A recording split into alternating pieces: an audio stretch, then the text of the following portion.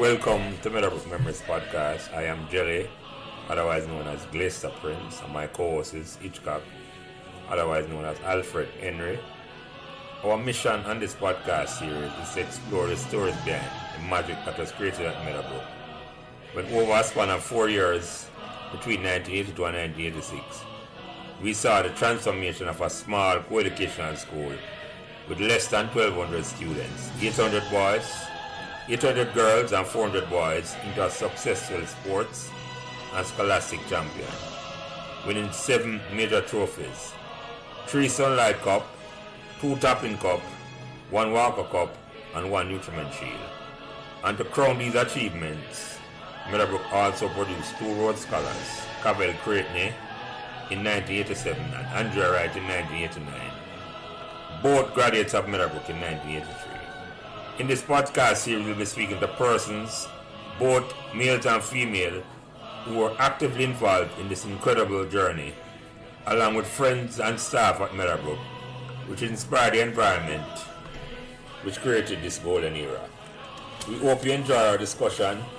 Please give us as much support and encouragement as you can on whatever social media platform you are listening. Welcome and thanks for joining us. All right, ready? Yeah. Go. Mm-hmm. Today is Monday, September 26, 2022. And welcome back to another conversation about Meadowbrook memories. Me as usual, Jelly, our Glacier, our Prince, our Lance, and by now, you know, so any one of them name they will do. Our 3 guests today don't need an introduction to me, but I have to give them a proper introduction to the Meadowbrook Memories community. The young lady in the conversation tonight was head girl when I started Meadowbrook in 1974, donning the signature statement of the early 1970s Black Power movement, a splendid afro, and the longest of school uniform to her ankle. Both she and her sister attended Meadowbrook in the rich family tradition at Meadowbrook. She played netball, was on the student council, a top debater, and among various other school activity. Our next guest was also at the biggest afro in the 1970s, and he was a member of the Sunlight Cup team and the Money Cup team in the 1970s. He was in the same farm as my older brother Patrick from 1972 to 1977.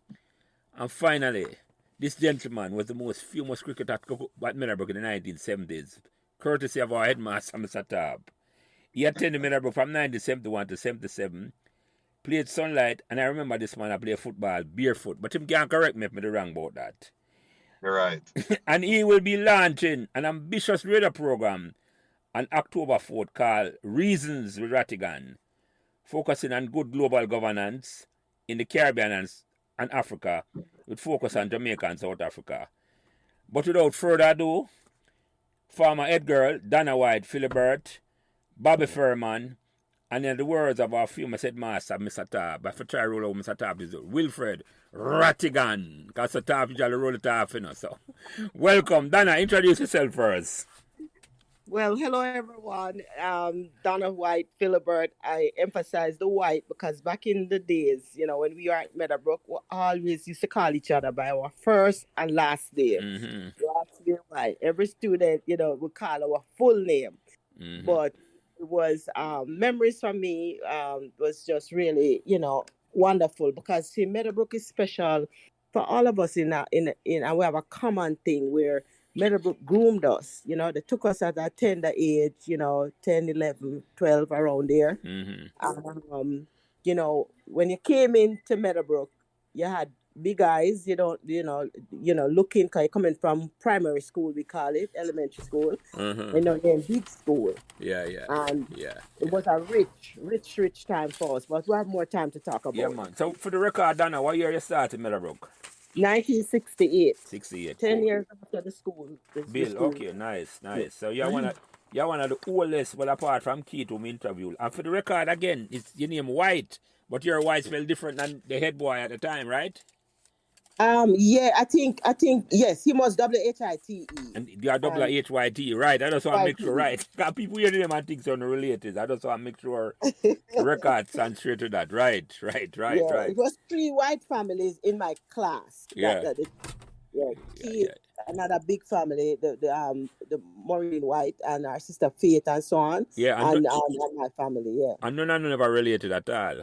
none of us related at all, All right. but we are still friends to this day. How you like that? Over 50 Yeah, years. man, that is great. That's the Meadowbrook tradition. And Bobby Ferryman, introduce yourself, my brother. Where him there? Greetings, everyone from the Meadowbrook community. Lance, Donna Whyte, thanks for the opportunity for coming on this. Robert, Bobby Ferryman, as me was known by everybody. The boy from Reynolds Road, Pennant Drive, Whitehall Avenue, who always get himself in problems when can, as I'm saying, right check, where is it? Right check, he can't cash. So that was me. Yeah, man. You know, so And for the record, Bobby, what year you started Meadowbrook? From what year to what year go Meadowbrook? officially from 72 to 77. Yeah. But unlike Ratty and Donna, my departure from Meadowbrook was a unceremonious departure, which we can delve into later on if time permit, but Okay. that's it was. Yeah. And you, Ratty, go ahead. Yeah, greetings, everyone. As Mr. Top would have said, Wilfred Rattigan. Everybody erupt, right? The whole auditorium Well, I erupt. to remember Ratty, of course. Yeah. Yeah. It started in Meadowbrook in 1971 and left in 1977. Mm-hmm. And it was an eye-opener for me because it was the first time I sit on a class with Chinese people and white people. Mm-hmm. So it was a little bit different. And then Meadowbrook does seem, coming from where I was, from Palmagy Primary in a Waterhouse, Meadowbrook just seemed too orderly and too, it seemed like almost like a hospital setting for me, because we used to chaos and confusion and all of that and man a fight and Meadowbrook just seemed like the kind of place where, almost heaven-like, everybody just move in unison, everybody following instructions and Yeah.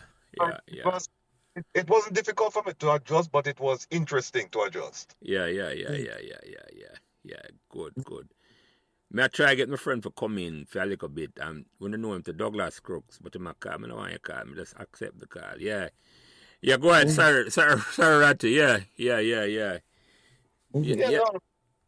So we can get another meat on the matter later on. But for me, it was like I said, coming from where I came from and to Meadowbrook, and first thing, and I know we'll get into it. I never even hear about this school there. So except when I think them beat Trenchtown back in '69 or something like that. Yeah. Keep talking about it. That was a famous victory. Keep talking about that.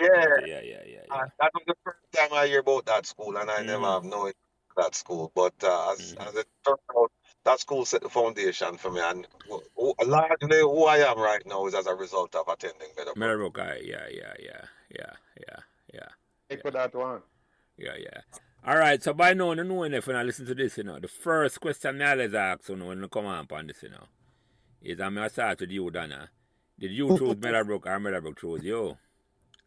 Well, my answer like on the fence in the sense that realistically, I live near Meadowbrook. So truthfully, I didn't know say I would have to go there, but it wasn't really my first pick, maybe the second. But I was not disappointed when I got the results for Meadowbrook because I don't tell myself say my mother and my father prepare me say listen, you have an option, you can walk to school or take the bus, the 37 bus. Remember 37 run straight from Reynolds Road? Yeah. 35 go up a Whitehall Avenue them days say.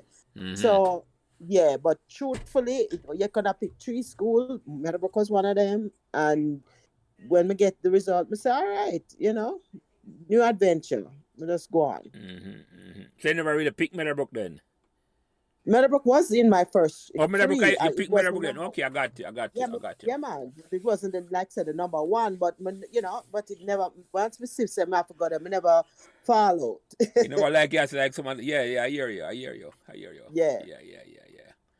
And you, Bobby, did Meadowbrook choose you or you chose Meadowbrook? My one is a complex little story. It's a story behind a story. All of my cousins, them, you had three choices, right? Mine was Calabar, um, GSC, and Meadowbrook. Because as Donna said, we come from Reddles Road area. We live up in that drive, so Meadowbrook a walking distance. We go to St. Richard's primary, Mm-hmm. right? So me know about Meadowbrook. We used to go play ball at Meadowbrook at evening time. Matter of fact, me I play ball with Ratty before me I go Meadowbrook. We used to go up at Meadowbrook at evening time, on Okay. Friday evening especially. So when me pass Town Entrance, me not even know say me did pass. Is my next neighbor and Donna Noah Plumsy come and call me up because I no go to school, I did sick. And call me Yes. up and say, Bobby, your name in the newspaper. I say, what? So when me go down, my father say you have one choice. You have one or two choices. You can go Meadowbrook or you can go Calabar. I guess it was because I don't know because my cousin them used to go there. But funny thing was I decided for the most what will they say now? Male orientation thing say I don't want to go to boys school, I want to go to school with woman there. Yeah, that My would. choice was to go to Meadowbrook. And funny enough, through all of that, I date one girl in the first time. I never date another Meadowbrook girl after that. Story from the book. So, let me tell you, that only persuaded me on my shenanigans.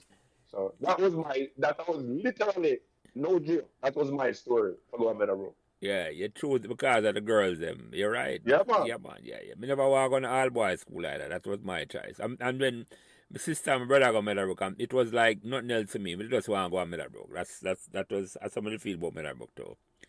So you Yes, Ratty, yes. did Meadowbrook choose you or you chose Meadowbrook? Neither. But yeah, no, what is that? KC was the most popular school at the time when past common entrance. And so I was prepared to go to KC. Now my father make it abundantly clear to me. He said, listen, you're not going to KC because up here thief and rapists go there. And that's exactly what he said to me. And him carry me go GSC was full. Then him carry me go Calabar was full. And it just so happened that him used to work at Purity and deliver bread. And he used to deliver bread to a guy who come from him parish, actually from him district. A man named Mr. Gooden, who was a physics and a maths teacher. Uh, and it's funny because Mr. Gooden, he had, I think, two sons, and both of them went to Calabar. Yeah, I And remember my that. Yeah. father, Three and sons, my three sons, three three, sons, three sons, right, three of them. yeah. Let me And then tell you. yeah, and then my father now, him talk to Mr. Gooden one day, him a deliver bread and thing, and Mr. Gooden said, no man, send him come with the book so we can keep an eye on him, man. And I was so disappointed because the only time I ever hear about Meadowbrook was when them did beat Trenchtown, as I just said. And I never hear nothing about this school. And then, all of my friends them know, everybody else say, KC, you for government. I'm say, yeah, but father, why am I going to Meadowbrook? Of course, I was 11 years old, so I didn't have no choice on the matter. So him say, Meadowbrook, yeah, go. Yeah, And yeah. that was it. Yeah. So Meadowbrook didn't choose me. Meadowbrook chose me by extension through Mr. Gooden. Yeah, Meadowbrook But was chosen for you, Ratty. exactly. Meadowbrook was chosen for you. Meadowbrook was chosen for you. Hold on, I see a man I coming. don't know if you guys can hear me. Can Yeah, you hear Dougie, me? yeah, man. Welcome. Douglas Crooks are joining us on the line. I know Bobby Ferryman know him, and I know Rattigan know him. So, Dougie, yeah, I just are going at it. Thank you for joining us. Thank you for joining us. I have me a co-host this evening. So, yeah. Sure. Yeah, so Ratty. Douglas, Welcome, everybody. Welcome. Hey, how are welcome you? to you too. Yeah. Yes. So, Ratty, you say your father, you did pass the common entrance? Why if you walk up and down and look school? No, because my father never want me to go KC. So, you pass the KC and you never want to go KC? Him tell me I'm not going because I'm up here thief and rapist. I got you. You pass the KC, but you never want to go KC at all. I hear you. So, But then we start when I look school, so they actually pick for KC then? Yeah. Yeah, I hear you. And you pass the KC. All right, Donna. So you come to school in 1968, you know. Yeah. What was Meadowbrook like when you come to Meadowbrook in 1968? The school are just 10 years old. What was this campus like and what was it like on the first day on the campus? You know something? From coming from Melrose Primary School, you know, down near Russell Road there, and coming, it was like coming uptown to me. Even though you live on Redditch So Road, right? That's near to the school. yeah, because listen. What happened is, I had just moved actually when we used to live down a place named Langard Avenue or something, back in the day, and you know, we leave Melrose past the common entrance, and now we're new in this new development at Penn Drive, and then you pass to the school, and it was like Meadowbrook and Havendale was considered back then uptown, like residential, nice. So coming on campus, it was like, you know, you're in a different world. Yeah. Even though all the buildings that are there now wasn't there, but as a little girl at 11, it looked big to me. You have the cafeteria, the auditorium, and then you know, a couple buildings, but they have built a lot more since then. You know, even like, remember Mr. Top office was upstairs right by the auditorium. Yeah. Right at the hall, the assembly hall, right? That's yes. Exactly, right at the assembly hall. Exactly. So you know, it was new grounds, but I tell you, it was a family feeling. You knew, and you know, everybody coming in. The teachers made you feel like you're coming into something good. That they were glad to have you, and friendships were formed very quickly. My recollection at Meadowbrook, you know, because what happened is, like I said, you could have taken the bus, but after you don't want to take a bus. We used to walk. I remember clearly from Meadowbrook to Meadowbrook Avenue. You walk, come all the way down past Purity, come down, and it never feel no way. And then me live right then the return table. I forgot up Penn and Terrace. You know, go on. You crazy? I have to walk, follow my friend them go Hugh and then and go hang out a little bit. Yeah. And then my friend Mari, she lived down at Linden Boulevard, so we have to drop she home. Then we'll come back here and then, and the appear that we used to do. You just rub the whole neighborhood, yeah. Well, our friend them go home, and then so it was so much fun. And then, you know, when we reach home now, when if you do your homework, we're up on the phone, and we start the chatting. Oh, you mean, hold on. You talk about phone. Me never have no phone on my yard till way back. Yeah, man. You have phone? And when it's a phone, you have to make sure till me not done on a cell phone we talk about, you know. No, man, with cell phone. Landline. You put in your finger in the thing and you go around. And a party line and all them things. You have to share the line with the neighbor and all them things. Yes. Well, initially, yeah, you have party line, but then when you get my private line. Don't mess with me. Yeah. Hold on, but let me ask you something, Donna, because how much building there on the campus when you come there in 1968? What the size of the campus? Which building was there? I won't tell you exactly. I will say to you, the sixth form building that's there. That's where the library there. You know, the library, right? I remember of the library because we used to debate in the library. We started debating in the library. Then to the other side of the netball court was the cafeteria. Yeah. Now them have like classrooms on top. That wasn't there.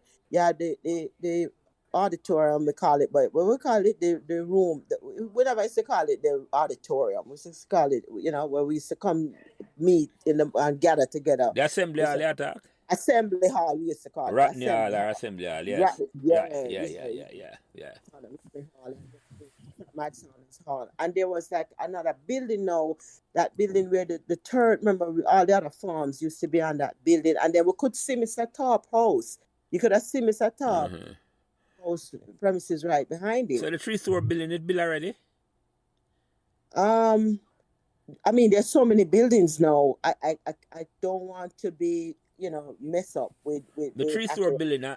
Well, may I ask Bobby? Yeah, that did that. The 3-story building is there. That did that, right? Yeah. Okay. You know which building me I talk? Because me come to say that was there, right. Right. The one next to the netball court. Yeah, man, the one right foot of netball court, the tall building right foot of netball. That one was there. Yeah, man, that me ask about. Right. Yeah, definitely. Yeah, that one was there. Yeah. So Bobby, when you come up on the campus now, you come and say, look at the girls that you come for really. What was the impression you get on the first month, where your first memory of Meadowbrook when you come up on the campus? All right, so let me tell you now, Meadowbrook was a unique thing for me. That's why I said when I go to Meadowbrook, why I choose Meadowbrook, and the reason why I choose it. When me start my first farm at Meadowbrook, I think me are probably one of 7 or 8 people who come from St. Richards with me. Mm-hmm. When me know. In a second farm in a St. Richards was a group of people already when me know from St. Richards, where was ahead of me. Yeah. In a third farm, there was other people. So Meadowbrook was not a stranger to me. And as I said, I used to come up Meadowbrook when me I go to St. Richards, especially on Friday evening. We used to come up at Meadowbrook to play football with the Meadowbrook prep youth them and some of the first farm of them in a Meadowbrook. Mm-hmm. Mm-hmm. You remember Carlton Christian? Who that? Carlton Popcorn. Christian. Popcorn. Yeah, man. Yeah, Christian. Yeah, man. Popcorn. Let me have an Alright. older sister. Yeah, man. Yes. Yeah, all right. Me know Popcorn from when me and Popcorn start. So then you go to that section also where the youth they will come from prep school, from Meadowbrook prep. Yeah. When we used to play ball with them, me and them in the first farm. So me and Popcorn, a youth named Andy Phillips, Andrew Yeah, Phillips. I remember that. Yes. Yeah. And our youth will leave, you know, I don't know him because him leave in a first, after first farm, I Ratty know him. You remember, Zoopy, know him back in touch. Yeah, I'm got Calabar. No, him leave and go KC. Yeah, Casey. Yeah. So, the half of first farm, me literally did know from primary school. Mm-hmm. And I would if I had a man from in our Meadowbrook at the time, me know, because they start them, Paul Scott, Michael Scott, and Patrick Scott. Yeah. The whole lineup, all of them, and me. So I was somewhat comfortable in our Meadowbrook. It's like in a because- chain school, and when you go from St. Richards to Meadowbrook, it's like a bigger school, but at the same St. Richards. Yeah. You know, it was not seamless, but it was a good transition for me. What was different for me is that when we go Meadowbrook, the teacher never know me like the day in St. Richards, because in St. Richards, me are one of 6 kids, and all of the 5 of them before me did go to St. Richards. So all the none of them know me in St. Richards when we walk at the campus. So we couldn't really do I'm at St. Richards without my mother. Yeah, and you are the youngest one, Bobby. The youngest one. Okay, I got you. Yeah. So, Ratty, so you come to Meadowbrook now, and you outside of your comfort zone because you come from down a Olympic Garden Waterhouse way. What was your impression the first time you walked on Meadowbrook campus? You never knew it before. Keep in mind that I'm the only person I know who left Balmaji Primary and come Meadowbrook. Yeah, there's one other girl. I don't know if she used to go father school or she used to go Balmaji. But if she used to go, she joined a girl named Valerie. She used to live at Waterhouse, but she come in a third farm. Yeah. But for start from first farm, I'm the only person I know who left Balmaji. Now I'm go Meadowbrook. Now Meadowbrook was quite a distance away from we'd have to take about 2 or 3 buses. You have to take the 8 bus or the 15 bus and go crossroads. Yeah. I used to go crossroads. Sometimes I used to walk over the boulevard and take the boulevard bus come up to Calabar, and then either take the 35 or the 37 or get a ride right at Calabar gate there for go up to Meadowbrook. Because we have a time within that 6th farm, and them used to drive a car, and sometimes we would stop and pick up people and would get a ride for go, you know. Like I said, when me come on a campus, it was unlike, it was sterile. It was unlike anything when we see clean, orderly, everything people them look disciplined and everything like that. And it's like, but then for me, it was a difficult time because it was at the time when my family kind of just got them separate ways. But my mother went to Canada just before my go Meadowbrook, and my father was supposed to join her, so them decided, so what them going to do is that them going to send all of me and my 2 sisters go live at St. Elizabeth, and we were supposed to go to States. And I tell them say if them send me go St. Elizabeth, me I go run away because me not a country boy. I can't deal with the darkness and all of them things there. So my father decide for do. My father say, me tell them say me I go run away. So them say, all right, here one now. Since my father give me the film, them say, here what we are gonna do. We are gonna send him go live to a place named Compound that are near Tower Hill with Yeah. some distant relative. So me end up I go up to go live with some distant relative and then me start Meadowbrook. So you know, me start out me never start out with a solid foundation. Me start out never really know where me I go live You because me that think start up on a back foot, Ratty, if you use a cricketing term. on the back foot, man, on the back foot, man, on Yeah. the back foot. Yeah. And, yeah, and then so when we come Meadowbrook now, it was different. It was quite different, you know, and really first me like the idea. I say, well, me in a school with girls. That are the first thing. I say, yeah, me like this. And some pretty girls too. Yeah. You know? Yeah. Yeah. Yeah, we can attest to that. Yes, yes. Yeah. Yeah, man. So me like that. And then I had a primary school teacher named Miss Rochester, and she had a brother-in-law named Herbert McDonald. Yeah. And when I told her that I was gonna go to Meadowbrook, she said, listen, I have a brother-in-law going there, and you need to hook up with him. His name is Herbert McDonald. So me seek him out the first day. And me and him was like batty and bench for the 6 years me down there. And that a Herbie I talk about. Eh? Herbie I talk about. Herbie. With the captain. Yeah, man, Herbie. yeah. Yeah. I never know say meet Herbie from so long, Ratty. So you know each other a long time then from the collection there. Yeah, man. I know Herbert from first farm, from within a DR2 me meet him, and that was it, you know. The connection was his sister-in-law. Yeah. So, Yeah. and like Bobby said, me know Bobby used to come up and come play football. Yeah. So when we second farm and Bobby come first farm, it was just a transition for him. You know, now me get to see him every day as opposed to see him like once a week. You know? Yeah. Bobby, yeah. So Donna, you on mute? You there? Yeah, I'm here. Yeah, I'm man. here. Okay, all right. I have a question for you because I take it round the table back again. So what some of the teachers them there Meadowbrook and some of the schoolmates them remember when you just come Meadowbrook? Well, right. With schoolmate, no, I said earlier I went to Melrose Primary School. I remember a good friend, I'm still friends with her today, Lana Richards went to Meadowbrook, and her sister Caroline, because they lived in Havendale. So I had her as a friend, like, from primary school days. The teachers that made an impression, though, I remember Mrs. Peterkins. Mrs. Peterkins. She was very strict, very very formal. But you have to toe the line. Mr. Gooden stood out because he lived close by to us, to me and Bobby there. Sunrise, I'm live on Sunrise.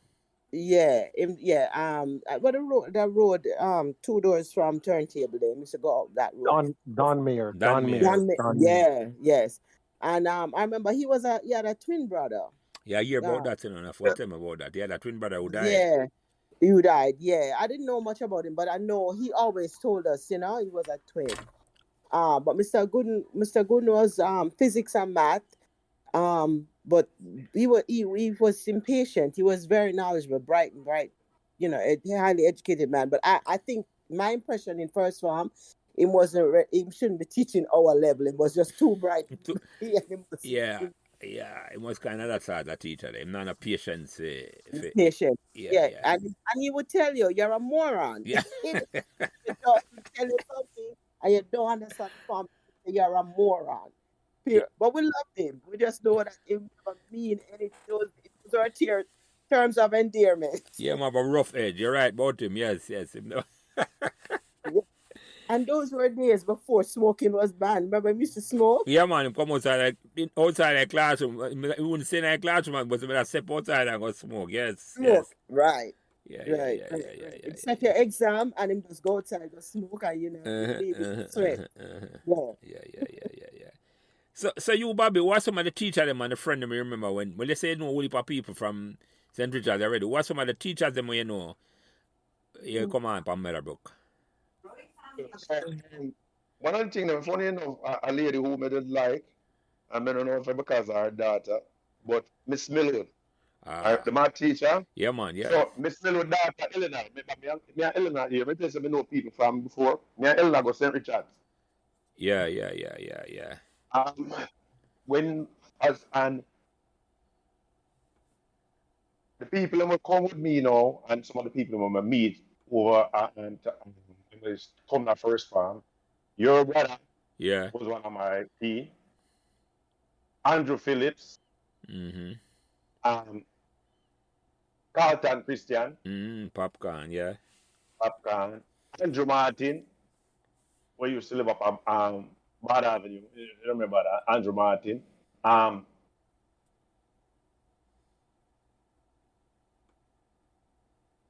Polygon. You know who named Polygon? Polygon, that name the sound. Yes, I know the nickname, Bobby. I just can't. Eugene Malcolm. Well, Eugene Malcolm, brother name.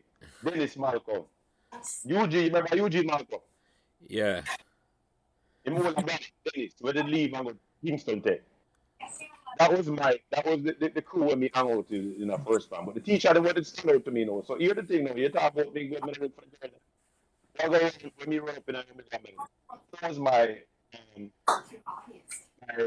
what you call it now? Your homeroom teacher. Yeah, your homeroom teacher, your classroom teacher. Yeah. Remember Miss Johnson? The clear lady with the freckles? So That was my chief geography. Yes, our history. Yeah, man. I know it. For the first time in my life, I sit in the front of our classroom. Right in front of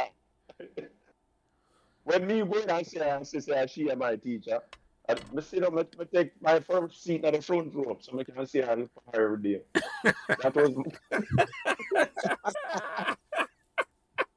I'm not convinced there. It's all that come get me. And few people on the story, I mean, I have to do on the story because I told you, they sit up in front of her every day just so we can look for them. Yeah. But the other teacher really stand out to me when we go to that first time. You know, Mr. Grant? Yeah, Doug, you know she time attack with Johnson. Oh yeah, she was a nice lady and easy on the eyes, depending on how you define easy on the eyes. But I do understand what Bobby is saying, and she was a good history teacher and geography teacher, as you said. Yeah, man. Yeah. But I have a question. So at the time that you guys were going to Meadowbrook, did you have a lot of expatriate teachers there, or was it mostly local people from Jamaica, teachers from the island there, or did you have a lot of expatriate teachers? And you take that one the first, Ratty? Yeah. Hold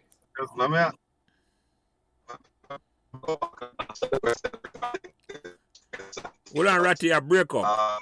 Repeat that. You break up. Go ahead.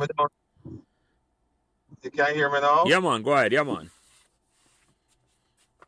Yeah, the first friend I had there was Herbert McDonald. But then we know everybody at Meadowbrook. I mean, everybody I'm a friend, you know. So as far as teachers concerned, why, you know, it me think about the teachers then, because I'm telling you, I did not been to some of them like Mr. Grant.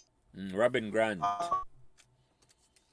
Miss Millwood, you know something?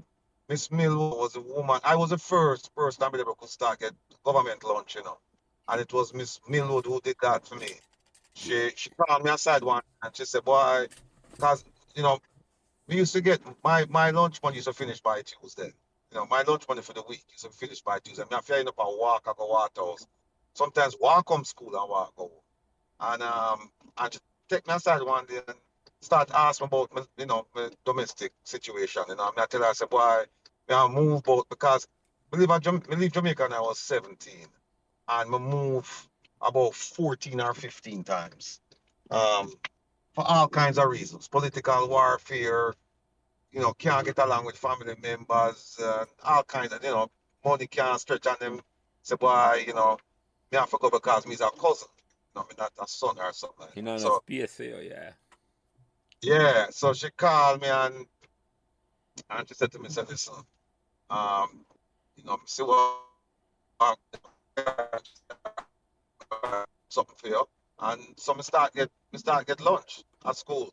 I mean, she was an outstanding person to me. And Mr. Grant, what happened with Mr. Grant was when I was getting ready to take O levels, I never even have the money to take O levels. And Mr. Grant come Waterhouse, come meet my father and said to and check my father. My father said, well, we have to depend on, you know, my mother to really come with send the money, come and things like that. So him say, all right, you remember, I go help. And him actually pay for me, him pay part of the money for me to take O levels. All right. Johnson, she was an exceptional history teacher. Although when we reach sixth form, sometime a month go by and I not go to school. And when I walk inside of the classroom, she would say, are you in this class? And I say, yeah, Miss Johnson, I know my man. And she said, but I haven't seen you. I said, I don't have no money for come to school. So, I come and I have money Wow. for come.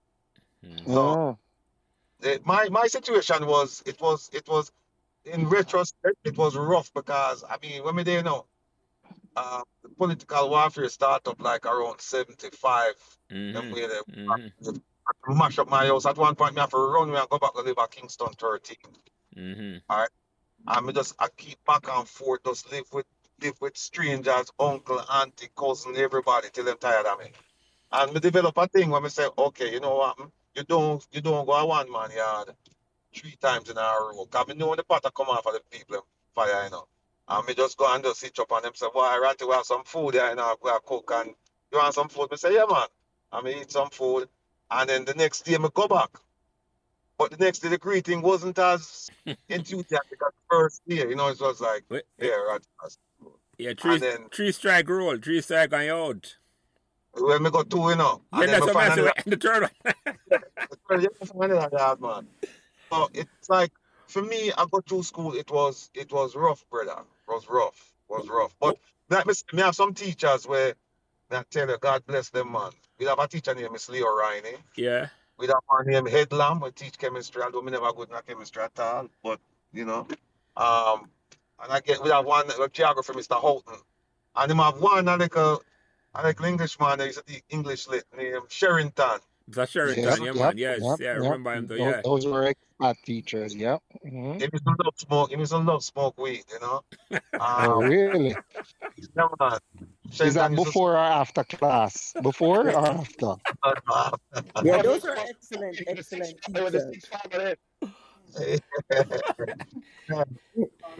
And then we have, of course, we have Mr. Gooden. And what we used to do with Mr. Gooden, I mean, we couldn't take him because he managed to embarrass me in front of the class, because of my father. Yeah. So him have a little style when we used to do. When he used to come to our class, we used to give him a math problem. Then have somebody in the class who used to get math problem from somebody who used to go UA, a relative. And we just give him because we spend the whole time on the board and try to solve the problem. That's what we used to You can't even prove himself. You're right, Ratty. Yes, yeah. I mean, because what problem for you now, game, and he spend the whole time I try to. So, see, if you want to get on Mr. Gooden's right side, you just go into cadet because he was a heavy cadet man. Remember? Yes, he was. Of course, he's yep. But, by the way, I think I'm the first sixth former to get the attention, Because we never have no 6 form I get the attention, Ratty. Tell me about that. You know that, Ratty. Get attention, man. Me get attention. Me used to get a whole heap of trouble, and used to get a whole heap of caning, and sometimes undeservedly, because I remember one time there was a lady named Miss Hall who used to teach maths. You remember I think yeah.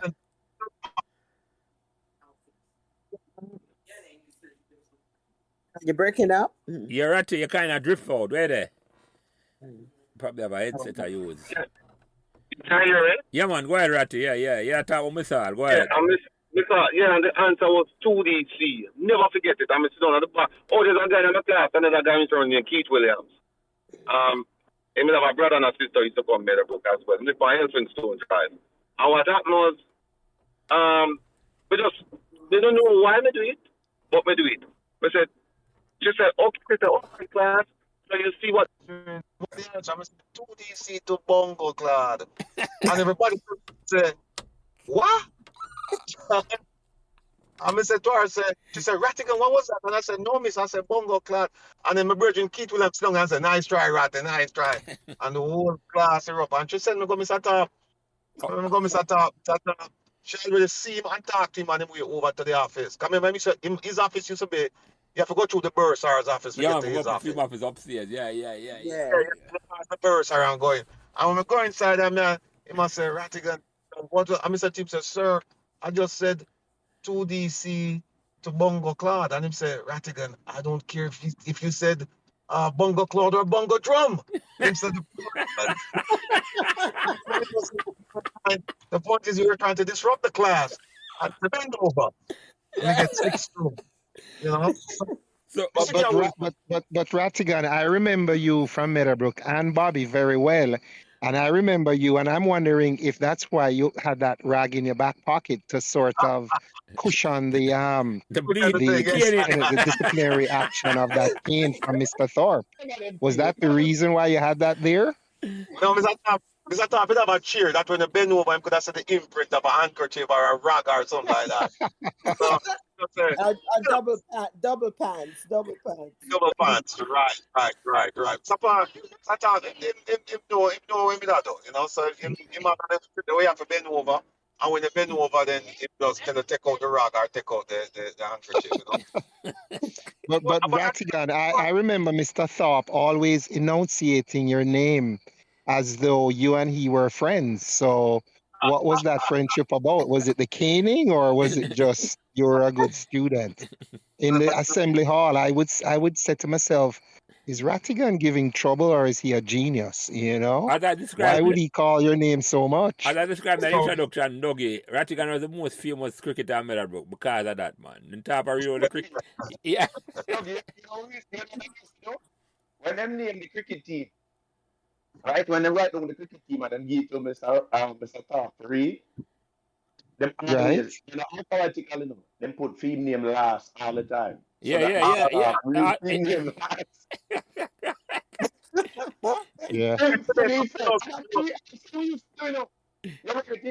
the list and write it the last. You know, alphabetically last, but he just did the last.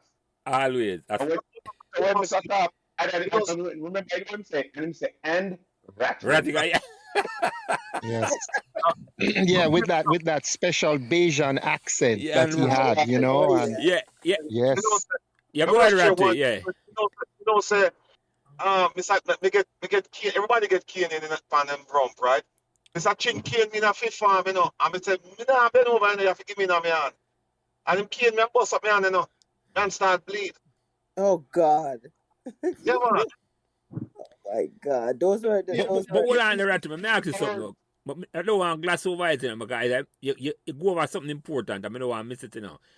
Can I mention Miss Miller and the teacher them must show kindness to you know. I may say that the first part of the question, how them know say you needed the kindness. How them know what? How them know? Tell them to look out for you. Why? I don't know, because it's like you used to come school late, that's another thing too. You used to come to class late. Till all one day before them put up, you know, when you go through the gate now, there's a building to your right. That building wasn't there. It was a football field, what them call top field. And you see that the classroom, we have a class over with the 2-story building there. Yeah. Next to Mr. Thomas. And one man me come through the gate and Mr. Teacher wave. And I said, well, how shall I wave to? And I go over there and she said to me, didn't you see me waving to you? I said, why are you waving to me, miss? She said, I was telling you, don't come to the class because you're so late. Because we used to come school. We used to come very, very late. Look, I remember when 6th form, they never even tell me we can't go 6th form. I just by that time I go, Mr. Top, sit to me one day and say, I hope you're not here to influence these people's children. I didn't know you could crash a class, Ratty. And I want to do that, you know. Because a man come up on this college channel, and he came to Meadowbrook in a 6th form. And the man come up Meadowbrook in a 2nd form when he get suspended from Ireland for 2 weeks. So the reputation of man come at school and just crash the class, as I said, Donna. That damn Meadowbrook. So yeah. Meadowbrook. But Lance, when the question you ask about how a teacher knows that a student Yeah, needs, yeah, yeah. special thing, I have to tell you what Ratty telling us tonight is not unusual, because even in the Alumni Association, I've heard that several times other students that say, boy, Meadowbrook saved them, because the teachers that had a way of just knowing, looking out and spotting where a child have potential, but just financial, situations, and they would help.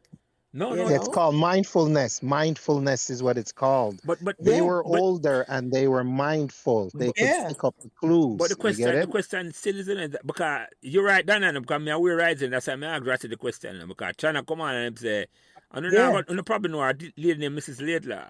I said, when yeah. I'm going to work at JBC at the time, or TVG, I think. And Mhm. she helped him out in a way, and he said, boy, and you're right, a whole heap of people come on, since me I do this, and talk about the same thing. Yeah, man. Hitchcock himself, talk about how Yeah, Mr. McLean reach out to him a certain way and help him a certain way. Take Greg, exactly. Dante, talk about how people, just like I said, Rattiman, take the money out of the pocket and say, go and go take the exam. So it's a common Yeah, thing, a Meadowbrook experience, if you don't have it. yeah. And that's what I wonder now, how them know. Because But come I on and tell beg, you something. I Let me don't jump to the remember. conversation, I mean. Let me tell Do you we? something. I don't remember if we had guidance counselors back then, but I have to say that tradition continues, because right now, the guidance counselor that's there, and the person, and under this new principle too, is a tradition where they know how to identify kids in need, because, and that is why the alumni association can be helpful, because this is how the lunch program continue and so on, you know what I yeah, mean? yeah, yeah, We yeah. let's they try, they look out, they spot, because to use the UNCF thing, a mind is a terrible thing to waste. When you have, when a teacher who is really committed have a class, and she can see that this somebody have potential, but a financial situation should not make you lose that opportunity to get a quality education, especially a secondary education. So there are ways from old fashioned till now, older times, from the original, the school, even the way the school was put into place, was founded. The It same sort was of vision. Yeah, it, yeah, yeah, yeah, yeah, yeah, Mike yeah. Saunders. That's the principle that they founded it on. Yeah, yeah, When yeah. I started going to Meadowbrook, we talk about founders. Henry Ward used to come and visit us in the auditorium and at assembly, Mm-hmm. and he couldn't. He was in a wheelchair. He couldn't come anymore. He used to come and talk to us and motivate us, inspire us, because it was built on that principle, Mm-hmm. of Mm-hmm. trying to Mm-hmm. educate the children who normally would not be allowed to go to secondary school. Yeah, yeah, yeah. But Ratty, you gonna say something? Go ahead. Um, Ratty, give me a minute now, 1 second. Tell you something, lads. Um, Dougie says mindfulness, but let me tell you what it is. What is the purpose of a teacher? Is to instruct and educate and bring out, is to bring out the things that are students. It's not just to um, keep them in a rigid form every day. It's to teach them and be with them and know their what is an extension of a parent, so to speak, especially in a elementary and secondary form. And not about university and onwards, but in those two form states. So the opportunity that the teacher must take is not when them educating is to see what the student needs instructionally, but also what are the other things that support the student in success, like Mm-hmm. good meal, good rest, a good social life. Them things are important. That's why you have PE and physical education, because you have to give the children the time to do other things other than just work. And I think all these things, all these teachers, the teachers that we're talking about, them had similar cases. Me give a story. Mr. Grant, see Mr. Robin Grant, said to me when me play Manning Cup, one day me hang out by the netball court with some girls. And Mr. Grant called me and said, come here, Ferryman. And I walk with him. So I think we in have some argument now. So we walk me on campus and you don't have the classroom where my teacher. And I'm saying, like I tell you something. You see, and you're on the football team and playing, you notice all of these girls fun around all the boys and that play football. If you keep down doing that, sooner or later you're gonna get yourself in trouble. So mind what you do and be careful what you do. And he was a very suggestive teacher, the way he would say things too, Exactly. you know? Just let me a man say, who's anonymous? Say what? Say, look at it. And then just choose again. Always very provocative in his language and suggestion. Sometimes him say things, right? But when he pulled me aside and had a conversation with me, he say, well, okay, this is a man looking out for my interests other than just my education. Well, you make a point then, and that's the key. I'm more ratty, because I have something, but more kind of question. It's like it had done in a way without being embarrassing to you know. It's like nobody now announce say, okay, Ratty, I get school feeding program, and you feel away. It was done in such a discreet and a respectful way that nobody now know. You follow me? I said to you? That's the part of me like about it. You know? It's like you never stand out when we used to go primary school. I'm not gonna know that name. I mean, never get bullet slush at primary school. We get bullet slush. Right. Right. Whenever I get bullet slush, me get me 25 cents. Me could go buy me 5-cent bun, 5-cent cheese and a drinks at the shop right across a primary there. But everybody get bullet slush Ratty, you know. You follow me? I said to you, but never happen. I never go to Sweden thing. It's like you get your food, and the man no say you get food. And long afterwards, I would come up on the program at Oral Shah. Same get food every day, come from a Rockall, Reddelsway, and but me never know that. Me never know that, Ratty. But go ahead, Ratty. Yeah, to me, the teachers at Meadowbrook, they were an extension of my primary school teachers. People who, and I don't know if you have them quality teachers, in general anymore. You may have them as an exception now, but them teachers that really care about you, and I mean, them wouldn't think twice about calling, come at your house, come talk to your parents about, how you were progressing or not progressing. Woe be unto you if them come and say you're not progressing because your mother and father that beat in front of them. Yeah. Or come to school, come beat you. But no, I found that Meadowbrook teachers, they've left up. They were very profound in my upbringing, because it's like you said, them never go to them way for embarrass you except Mr. Good and me, but we understand why him do that. Yeah, he couldn't help himself, yeah. Right, yeah. And it's like Meadowbrook just felt like home after a while. Just felt like home. There's no place else I'd rather be than Meadowbrook. Well, the other thing for me about Meadowbrook, and this is important, and I'm writing a book, and this is central to it. I was able to compare and contrast the classes in Jamaica, because here it is. I come from a place where we never even have to make cold store all the time and pick some mint and make some tea and have one slice of bread with some anchor butter. And then when we come, Meadowbrook is like a completely different world. And I remember this guy Keith Williams, I used to hang out with. Him used to have a helper. I remember I used to hang out time out sometimes after school. And him helper would have asked them, what do you want for dinner? I say, rotted all. them want for dinner. Yeah. And sometimes me not get dinner. Yeah, and we have somebody here who asked, and it was for me, it was amazing. And I lived between both worlds. And that aided in my development as well, not just school, but the neighborhood.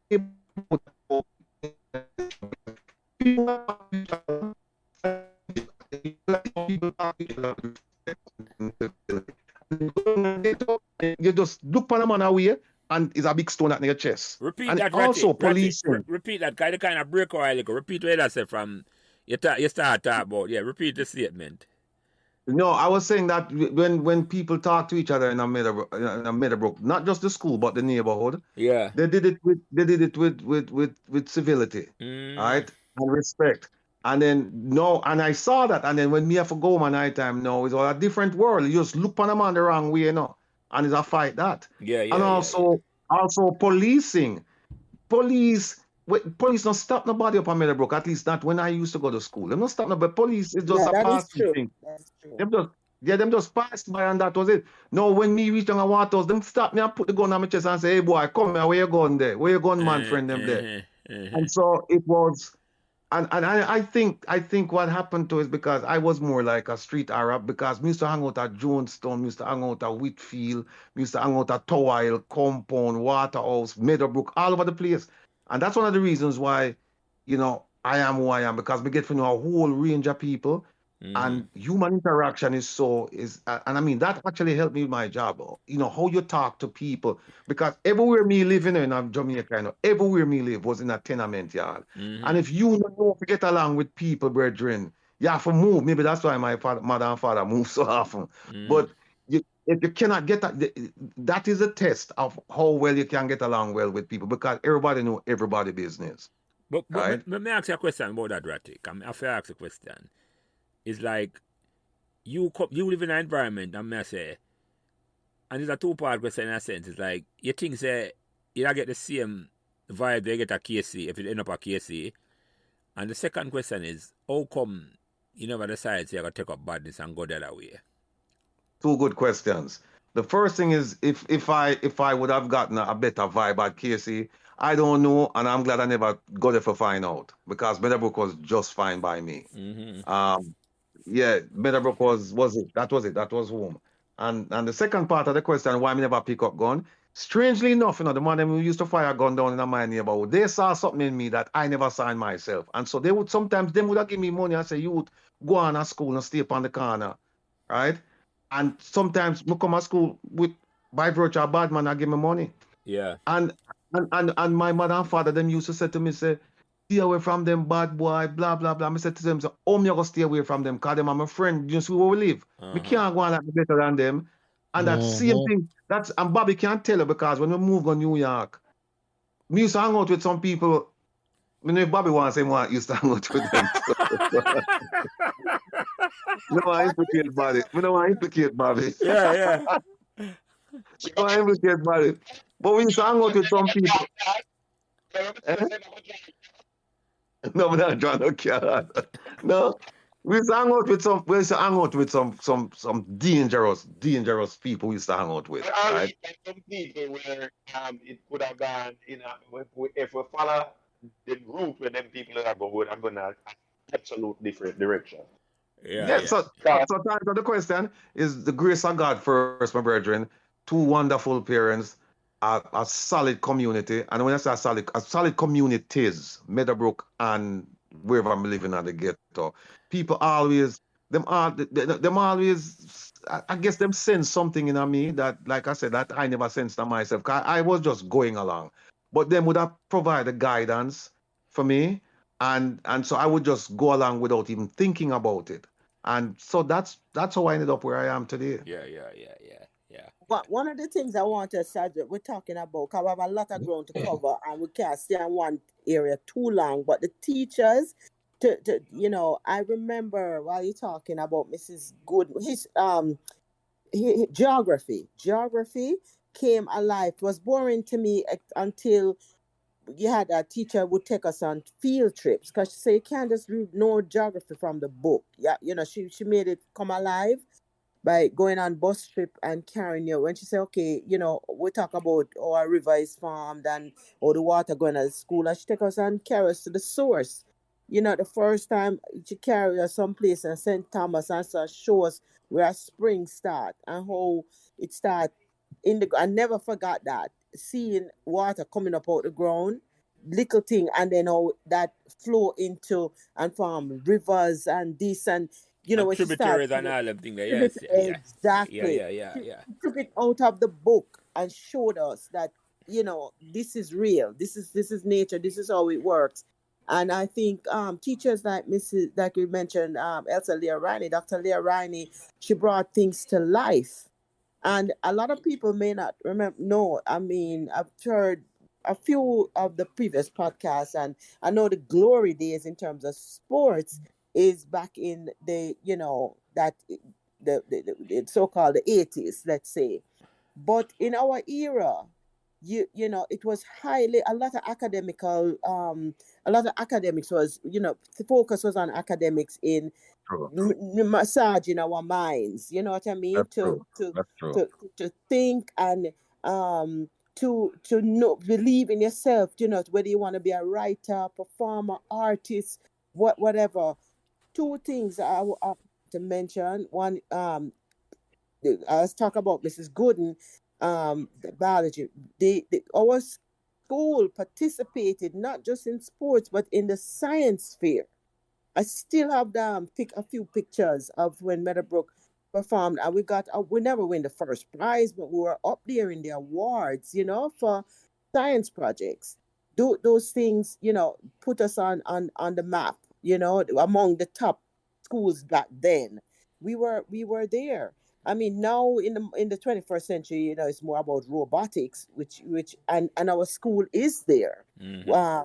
2018, 2019, we sponsored some kids, and they in 2019 they got recognized. Mm-hmm. Meadowbrook recognized. So that's one thing. The other thing that I want to mention now, is about back in the 70s. As much as Mr. Top had that grumpy, exterior, so his leadership style was pretty on point with getting us to believe in that we're gonna be somebody, that he saw us as future leaders. And I don't know how many people know how many concerts he allowed us to keep at Meadowbrook. Bobby and I were talking about this. People like Jacob Miller, people like Toots from the Maytals, Inner Circle Band. Bobby, who were some of the people you were telling me, reminding me? Big concerts, In my big youth. Big youth. Big It Big come youth. youth, big youth, big youth. Dennis Brown, did it one time. Johnny Clark. Scotch Scotch dance group. dance group. Yeah. You remember me tell you that Scotch dance group? Yeah. Mm. Who did do the S90 scam? Remember what? Scotch. And then Scotch. Okay. Mr. Scotch. Top would allow us in fifth form. I mean, think about it. Think about fifth formers. We're putting on with mega. I mean, those days, those stars didn't even know they were gonna be mega stars. Yeah, They were yeah. busting out. They used to practice down at Night People Club. They've changed the name over across from Turntable. A lot of Jacob Miller used to be up and down, the street, the Red Hills Road. But we used to have some big concerts at Meadowbrook, draw Friday night thing, Saturday night thing. It was huge. And so that tradition moved forward recently. In the homecoming week, there was another big The- concert that put on Sizzle Fest. At the Right? school, yeah. At the school, and Sizzle Fest had performers, their artists who were previous Meadowbrook past students. Yeah.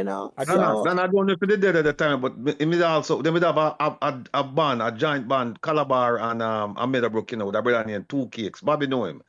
Yeah. Him left Calabar and come Meadowbrook, and then him left Meadowbrook and go back to Calabar. and Jerry, Two Cakes, yeah. Well, yeah, man. I mean, a whole heap of excitement used to be going at Meadowbrook. In performing, and it's true, it was the place. And because we're in that Meadowbrook Havendale area, remember the days of the parties in Meadowbrook and Havendale, Mm-hmm. and people are crash party. Them days there, you go from house to house. Get rice in the fridge from Chinese. You can have the rice from Chinese. Right. I'm glad to eat my rice. You can have my rice. But remember, Meadowbrook had a lot of musical guys there, because Augustus Pablo, Gart Swaby and Mark Swaby, Yes. they were brothers, and a lot of that S90 skank music, a lot of that stuff, Pablo was ahead of his time, and he would. Yes, he was. And you had Dougie Cohen, and they had like these different discos that they would play. So Meadowbrook was definitely open for those things, for sure. And That is Mr. for Thorpe, sure. as you said, facilitated that, because music is thoughts of how thoughts would be if thoughts, feelings. Right. Music is feelings. If feelings had a way of expressing itself, and it's Exactly. a good thing. And You tell me something over surprised, Donna, because it's like Mr. Top allowing that. How did that conversation come about in terms of Mr. Top allow the music to come upon the campus itself? Mr. Top, in my opinion, had a respect when he sets leadership in his student. Okay. If you could present yourself to him that this is what we would like to do, because as you were saying earlier, Dougie, that you know a lot of students and brother and sister and cousin and the new people in the music industry in Yeah, yeah, those days. yeah, So yeah.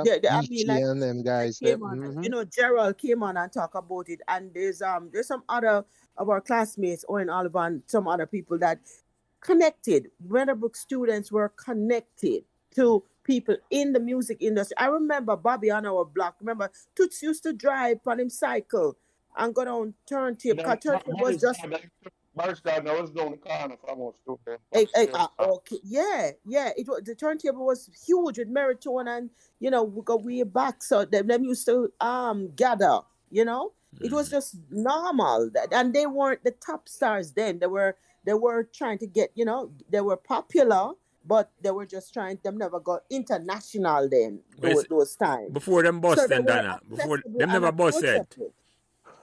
Yeah, you could approach them. You could reach everybody. Knew a man where was a DJ or a this or in the music or them play guitar and that. So once you say an artist in general, when they are in their, I don't want to say infancy, but them early days, then being in front of an audience anywhere is fuel to their them soul, that them have to get known by the more them go out.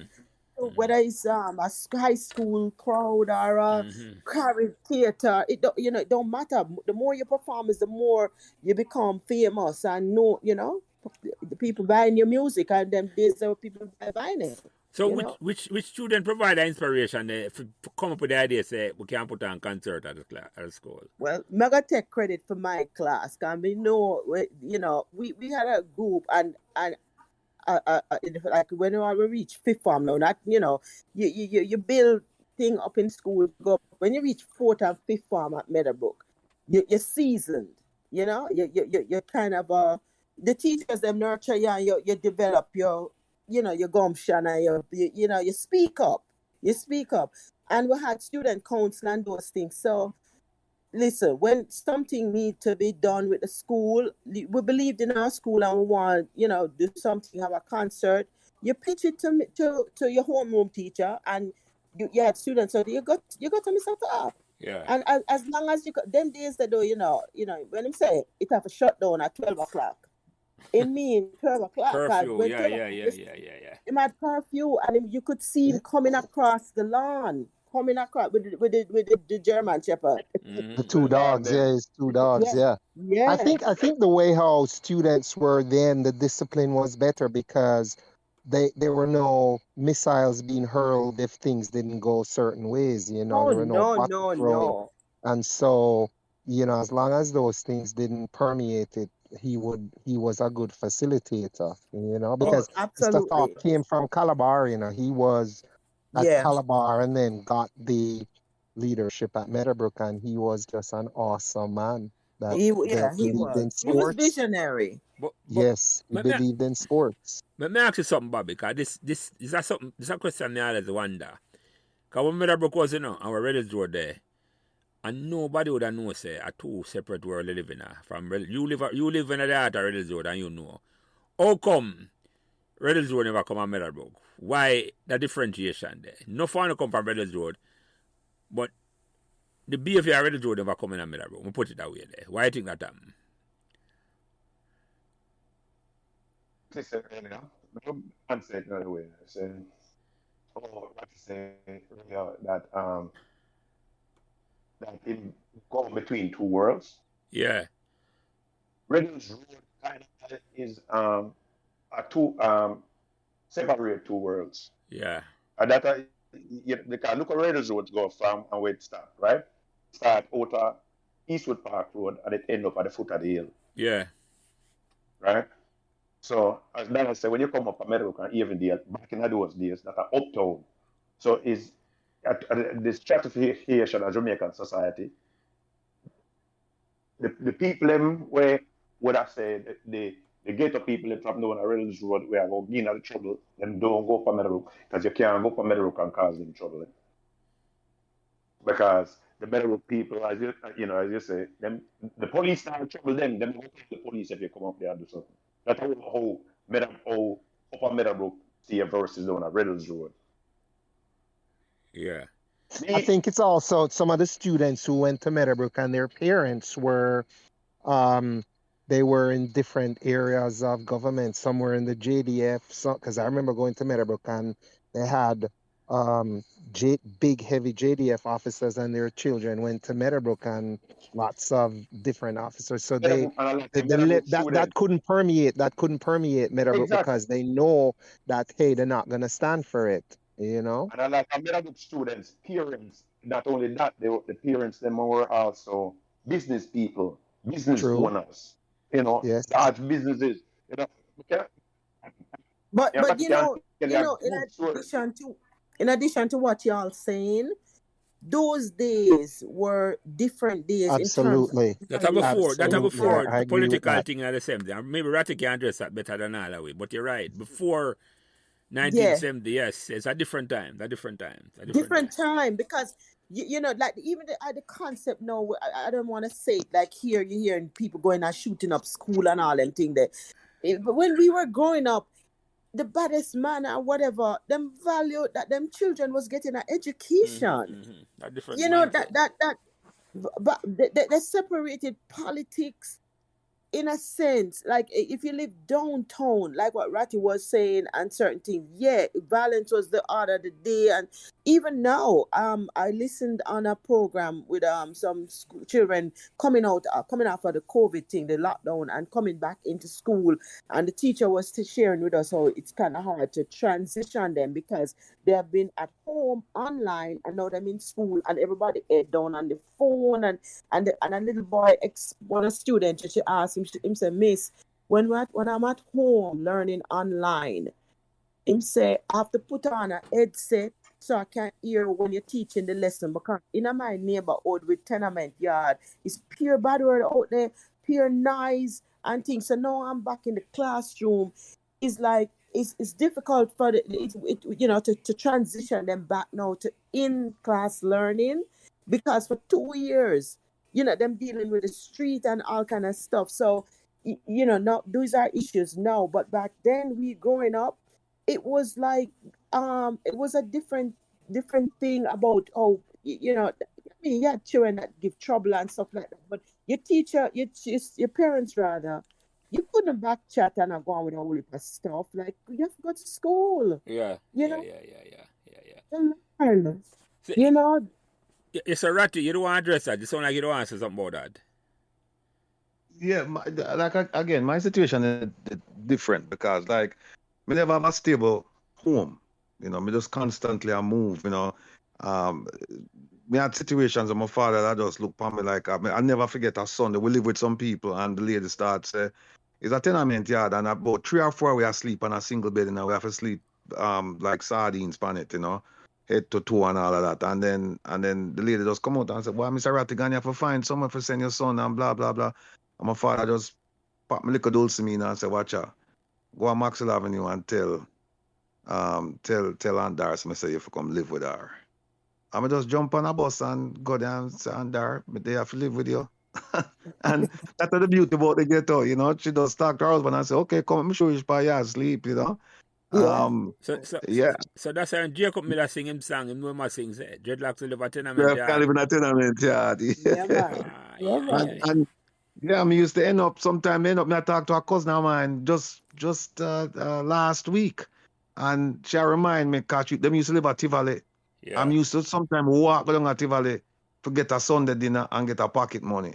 Because remember now, my father was he was a severe alcoholic and I'm now work and the two of we depend on my man. Well, not just me and him, but my two sisters who live a country. Yeah. I depend on my man now for send more money. And it was rough. But you know what that man Donna said, it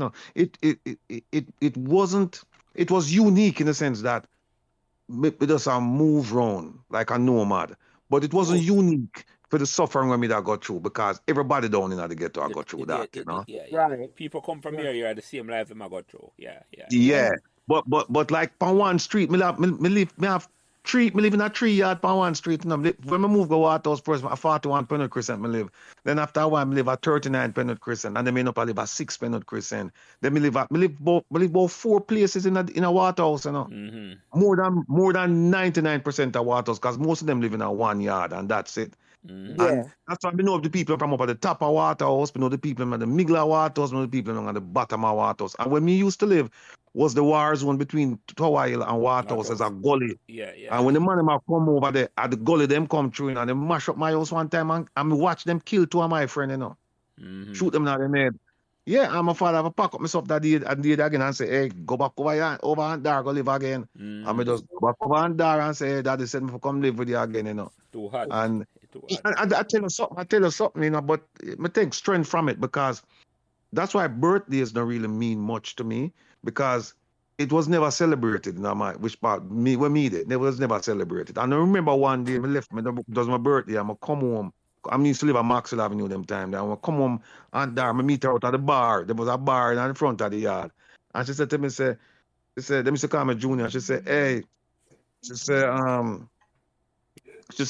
to me, say, your father bring some ice cream. Your father to come check you, you know. I say, yeah. She said, yeah, I'm come check it because your birthday. I say, oh, okay.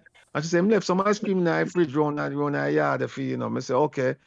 And me walk down at the yard and I look, you know, I see a creamer box on the ground. And I say, I can't eat this. I can't eat this. No, you mean you So we reached go- too late. You reached too late and it served was still too long to serve other people, right? Yeah, I open the fridge, but I said, no, cream, I come and say, and there. I don't see nothing. I say, a creamer box on the ground. She said, I must eat that. because in a few house, you know, she have must about 5 youth, you know. Yeah. And, Right. and then she used to take in kids. I mean, God bless her. She's still alive, and she used to take it. She used to babysitting for people, and some of the people them left them picnic with her, you know, Yeah. and gone come back. And she grew them till them get big, and then she carried them go to Maxfield Park home for thing there, Children, yeah. and and give them turn over the kids to them. Yeah. So Oh, in those PR yard, we live in a big yard, you know, but she have a little yard within the yard, you know, in a PR little place. I just 2 bedroom, you know, and it's about 10 picnic in there, you know, and she and her husband, you know. Mm. yeah. Yeah, man. And God bless them Let people. me tell I know you, for them in the ghetto in Rattigan. God bless them people, you know. Yes, yeah. brethren, let me tell you, because my father was an alcoholic, me I tell you, I suffer some, no we call it abuse, but then we used to call it discipline. I mean, I tell you, me end up asleep on Spanish Town Road at night time, you know. Sleep on Spanish Town, right at the corner of Spanish Town Road and Henley Road, near which part Jerry and Neville there, you know. Yeah. Sleep at Saturday night time, you know. Because I can't go on my yard. Man, that kill me with lit, man. Man, that kill me. Bobby can't tell you, because Bobby knew him. Bobby knew him a foreign still. Bobby can't tell you about him, man. But me ask him, because me change the topic a little, because we can't dwell upon this for a long time. I don't want to do that too much. I want to transition to sports a little bit, but before we go to the sports, I'm going to bowl Bobby and Donna and Rattigan and Google it, because I want them tell me. Because a man come on earlier, I want to know if you know Pekka right name. The Pekka we used to sell. Pekka we used to sell in the school. I want a man tell me when Pekka start and Pekka right name, if you know that. No, I don't remember Pekka right name. You know him come to school? When him come to Meadowbrook? When? Me ask. Me don't know. Me know him right name because man send me right name, but I don't know when him come to school. Ratty, you know when Pekka come to Meadowbrook? Pekka come to Meadowbrook like around 70, 72, 73 them way there. That them say. That them say 72. When Pekka right name, I mean I know it now. Pekka right name is Vincent Richards. Okay. So Is he passed away last year? Eh? I know. Because When I see it- my obituary. Yeah, in my obituary, yeah. Oh, I never see it. I've sent that to me, Donna. I never see it. I Well, don't know what it is, but somebody somebody sent it to me. who passed away on last year, and they had a lot of tribute. Was it? I must look it up. I don't want to give misinformation, but I know 5 years ago. He died about 5 years ago. 5 yeah. years ago. Okay, Yeah, because God, I know, the teacher who me had on, the teacher at the school for the last 20 years, Miss Johnson, came on and tell us how them they give Pekka a nice send-off package. So, okay. I don't know if you know, Yeah. one with Mr. Dean and she and them talk about, because I don't wonder whether I'm the Pekka. I don't wonder when the Pekka. Okay. I'm not sure. Yeah, man, if I you don't listen to that, she tell you I'm the Pekka. Pekka is like, Pekka get like a nice severance package. They never just kick him out of the school though, so. It's But like, him used to help kids, you know. 'Cause I know you have to tell me, you we know, know that, Donna. Right. yeah, you know, them used to get them bun and cheese and things from him, and Bun you and know, callaloo and bread and all them things. They say, yeah. Lance, you want to exactly. get a pickup? Me and Tea and Herbie, we met on Herbie.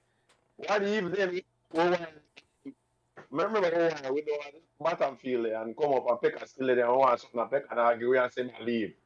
And we went on the little buggy. And he start, if I try to gas it on me, I want to Herbie. Lift up the back way. Come on, learn to drive off. I'm like a 3-wheel trike there, you know. Yeah. The 3-wheel thing. Yeah, man, I said, that's it. Go on, put it and pick a car and leave. Yeah, some you do that to Ratty after I leave. Some you do that the same way. Pick up and leave. One man them hold on on the thing and pick up car and leave. Because we pick up part of Meadowbrook history, man. That's why I have to bring him up and talk about him a certain way. Great memories, great memories. Pick up But you part. know, one of the things that you know, Pekka is like a icon or some legend, you know, in school. But you know, one of the things that we you know need to do, you know, and the alumni association doing it, we have to really encourage, like how we can relate to the school and all these great memories and stuff. Encourage people though out there to give back, you know, because a lot of other children are there that really need mentors and need, you know, like to hear about what we're talking about and know that they have they're in a good place. They have a future at Meadowbrook, Yeah, you know.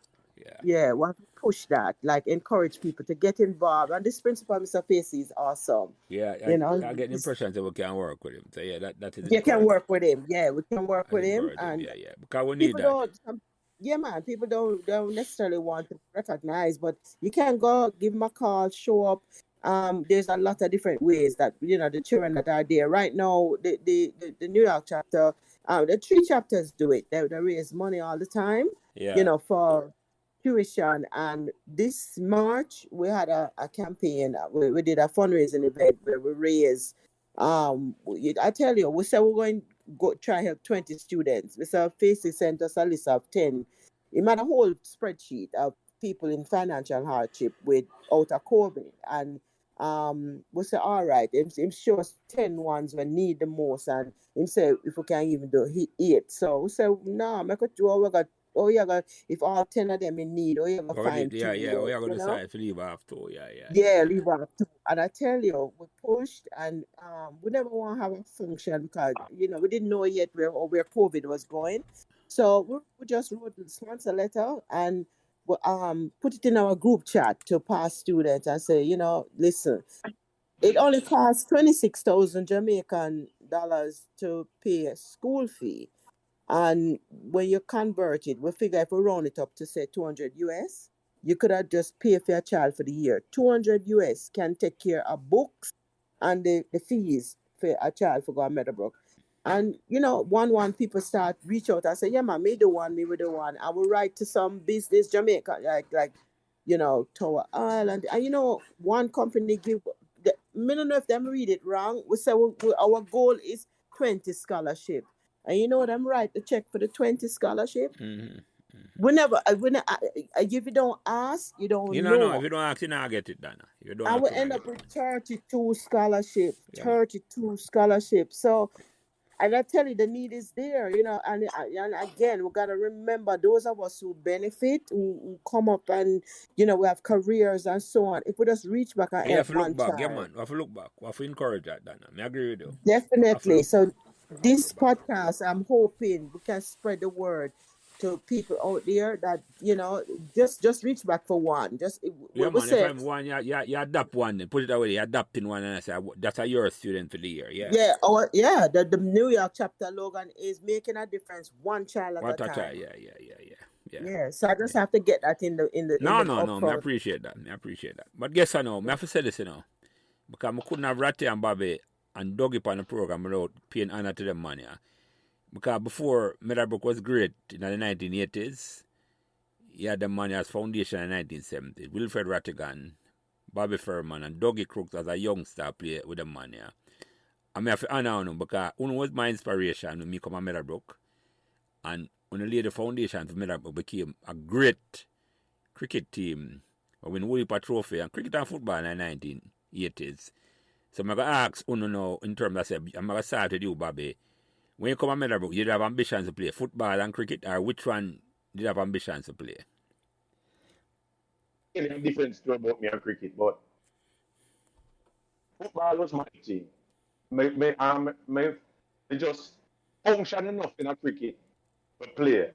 But I will tell him now, I never tell him before, but my biggest problem was you can't play cricket and afraid of cricket ball.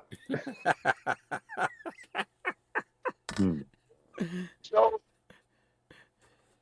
me no want to get no cricket ball. So, I play, I have the skills to play, but the fear in me and the pace bowling never work out good for me. Mm-hmm. So even though me go to play sunlight, that was total fear, which we can say, but face the fear every game that we played. But it was total fear. And I think that handicapped me. But with football, they are 5 years old on my back. A fear 4 years older than me. Come home. And him and him friend him come in at the yard. He used to live on Whitehall Avenue at that time.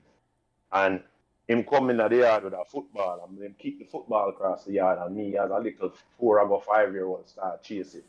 And I say from that day there till the day when the doctor tell me about 8 years ago, say you have to give that up now because that's bigger than you, because you can't play, because you told them mash up football on me. Come to New York and do the same thing. From US and play. But anywhere, every school me ever go. From me I play at St. Richard's or Meadowbrook. I play a Colts, Manning Cup, leave Jamaica, come New York. I finish high school in New York. I play high school ball in New York. I play college ball in New York. But after I finish play college ball, I play, I must say, 3 or 4 teams. That I run into Fraggy, a tournament up in Connecticut. I play football. That man come to me and tap me. Yeah, and come tap me on my shoulder and say, Bobby, I turn and say, yes, and I say, you remember me? I say, Froggy, I'm say, the little youth used to run up and down and jump up all over the place at Jamaica. I mean, I go, him say, yes. He say, yeah. I'm going to the US Navy and go play for the Navy team. Football was me. Yeah, I love that. Yeah. So you Ratty, you come to Meadowbrook. As I say, in the introduction, I remember you play football barefoot. But remember you more as a cricketer ball. Some half spin like a pace bowler from some long run up. So tell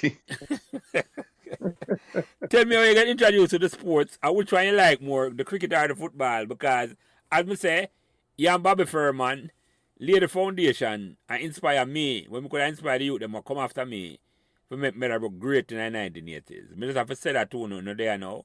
I have to honor you. And Herbie, in the day I know you call him name Herbie McDonald, I have to call him name too. I look on pound and I admire and say, boy, when you lay the foundation, me could have say, yeah, we could have carried the torch on the lay. But go ahead, Ratty. Yeah, well, give thanks for them remarks there. But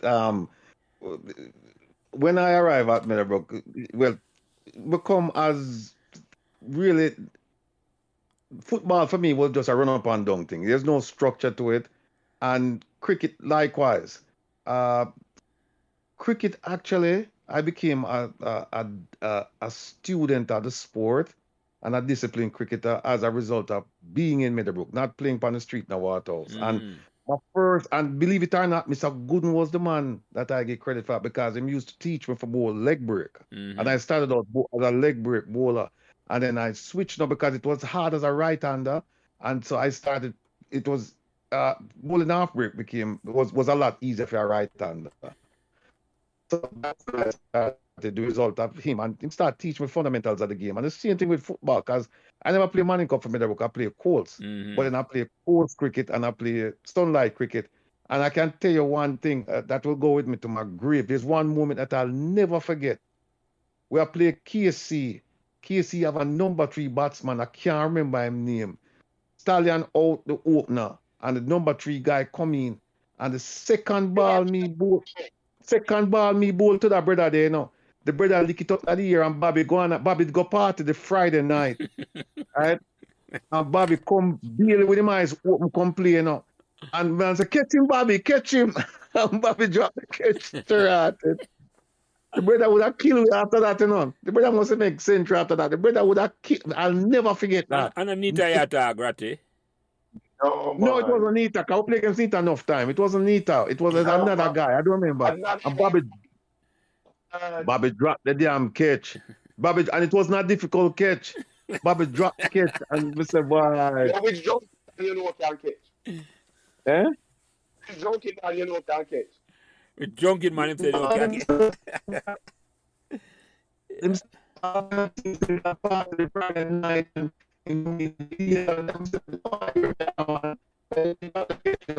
so I became a college football in No, America. that's bad connection. A team.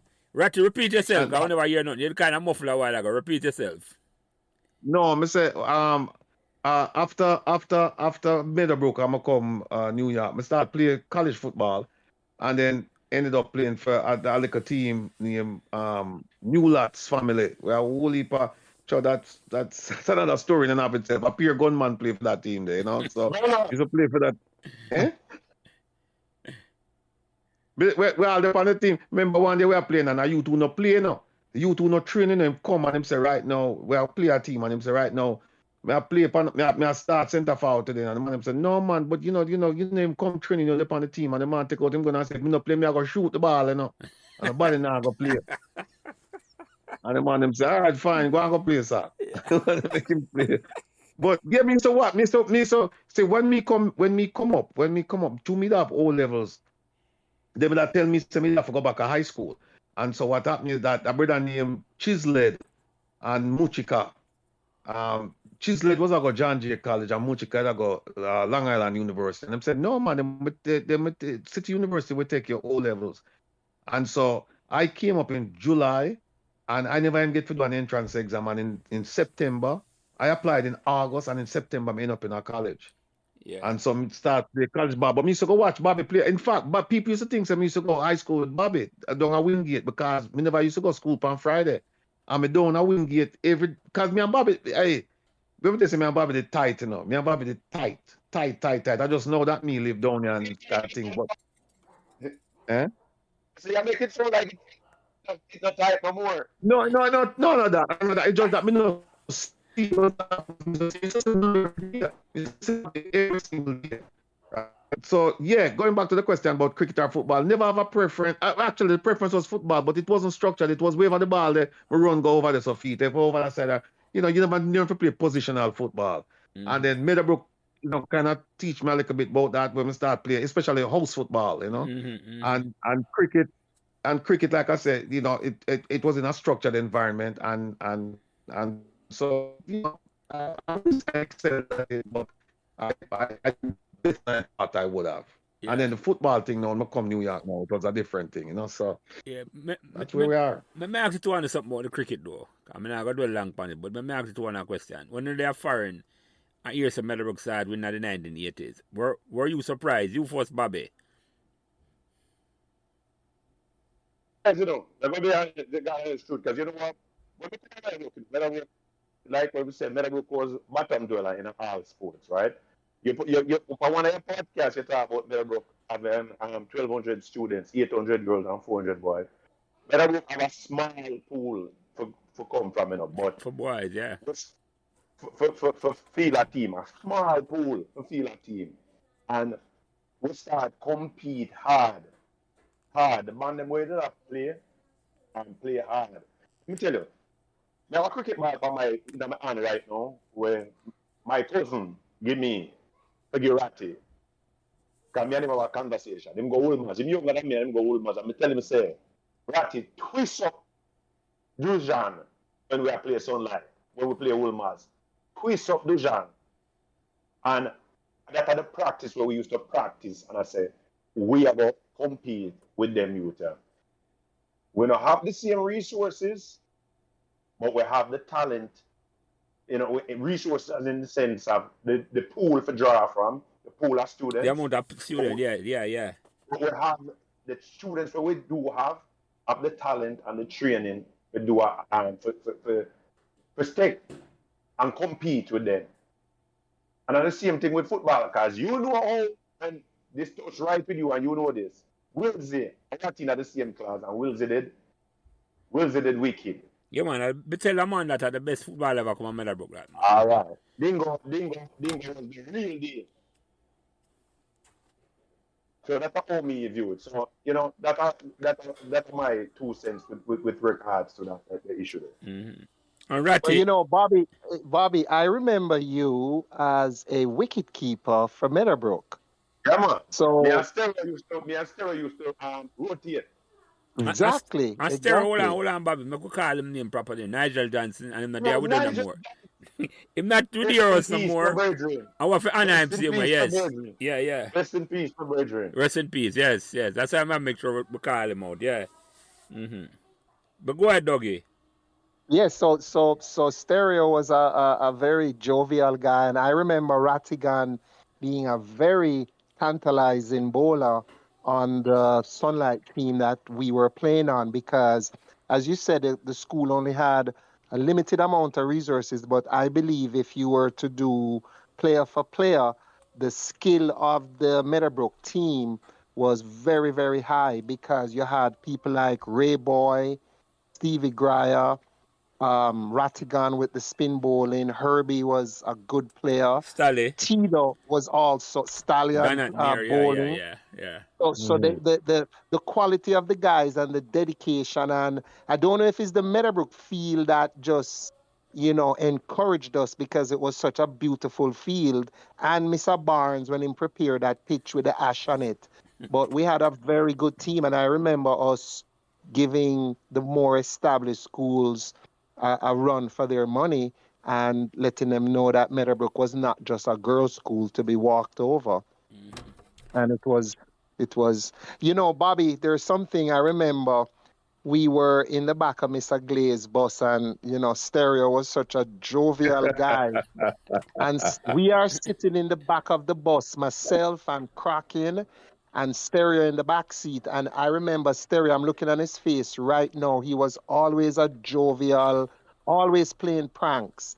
And a cigarette was lit. And we're looking on him saying, what is he doing? We being the junior guys, we just shut our mouth. You, Bobby, what was happening? You said, what smells like here burning?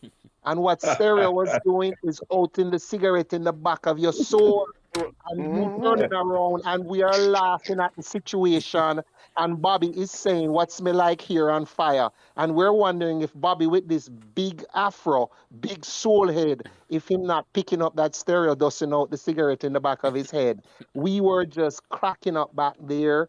And poor Bobby is sitting there wondering, what is singeing like this? And Bobby was on fire. Yeah. Bobby was and he didn't even know it.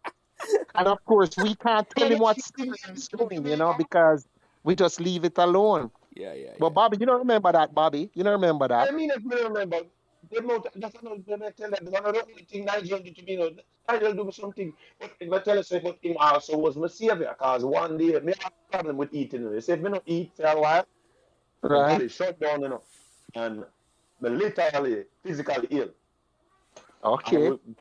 And may I save my money to go party a weekend. So I like what to say. I'm drunk for Sunlight game the next day. But anyway, I digress. And I save my money and not eat no lunch. And go down a battlefield and go practice and finish practice and come out and leave. And me and Stella alone there on the field, right? The field up at the school now by Mr. Top house. I sit up on the grass. And couldn't move, and I couldn't get up and walk. And Stereo sit down with me till about 11 o'clock at the night until I feel a little better. And me and him walk, go to Riddles Road. And him say, yeah, all right, Bobby. I say, yeah, all right. And him walk with me, go all the way to Pennant Terrace. And then him go up on the bus, and me walk, go Pennant Drive, go home. So, all them things that went do to me, pale in comparison to how me feel for Nigel in my heart. You know what I mean? Yeah. He was just a prankster, Nigel was just a joke. I always like. I never see him vex with nobody. No, I'm always a smile, man. Always a smile. Remember him good. So Ratty, you answer that question for me now. How did make first of all, when you compete for Meadowbrook on the cricket field, when you compete for win or just fun, and then how did it feel? Were you surprised that Meadowbrook started in the 1980s? Same question I asked Bobby. Right. Become American in 77 and I haven't picked up a cricket bat or ball since. Even though they have cricket leagues, but me just never really have any interest. It was more football because, all of the girls them that follow football, all of my brethren them play football. So that was it.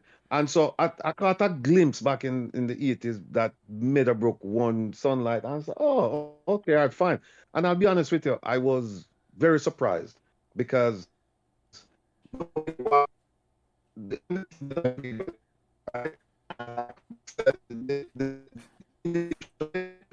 Ratty, yeah, break up, Ratty. Yeah, break up. You can't hear me? Yeah, go ahead. Repeat that now. Yeah, go ahead. Yeah, repeat. Start over. Yeah. Yeah. Which part? What the last thing you Start hear me from say? you were very surprised. Yeah, very surprised. And so what happened is that because like you just heard, I think Crooks has said it, that the individually you had some talented people, but we just couldn't harness that as a team. And what you find at Meadowbrook was you find a lot of people who play two sports. Yes. And that was out of necessity. Because I remember one time, and I don't know if you remember this guy, I call him, I don't know him, but I call him nickname and say if I remember him, Bergie Root. And I remember, Bobby's supposed to know him named Bergie Root. And I remember we have forgot to miss a top and compel him to have Bergie Root play upon the cricket team because Bergie that play football and he never want to play cricket. And we said, you remember Bergie? Patrick Scott. Patrick Scott, indeed. Yeah, Burger, yeah. Even though that Patrick Scott, yes. We call him Bergie Root, yeah. Yeah. So what happened is that I was very surprised when I heard that they were winning. I mean, of course, I was elated, but again, surprised because we just never have the manpower for field a team consistently and play like a team. Because then you have sad to say, but I hope him don't take it away. You have drunkard like Bobby who come on a Saturday. Half drunk and things like that, and you look at him and you said, "I'm not ready for playing now." But we only have 11 people. 11 man, you're a backup, yeah. You're a backup. Yeah. But guess what now? I said, "The drunkard go on, man. We can go play." Yeah. Uno hold the torch, uno light the fire in a way to take it on and take it to a next level. And me have to respect uno for that because uno could have decided to not play for Meadowbrook. Right. And don't compete, but all through them time they were compete. And that was a key. That was a key, man. That was Hey, maybe we didn't do so well because we were inhaling all sorts of smoke down at bottom field, because there was some heavy duty, high grade something down there. So I go home many days feeling how I feel like this. And I'm like, this was different. Remember them days down at bottom field, eh? Some high grade. You're inhaling it. And it's like, maybe that's why you're seeing doubles and Bobby drop the catch. Maybe.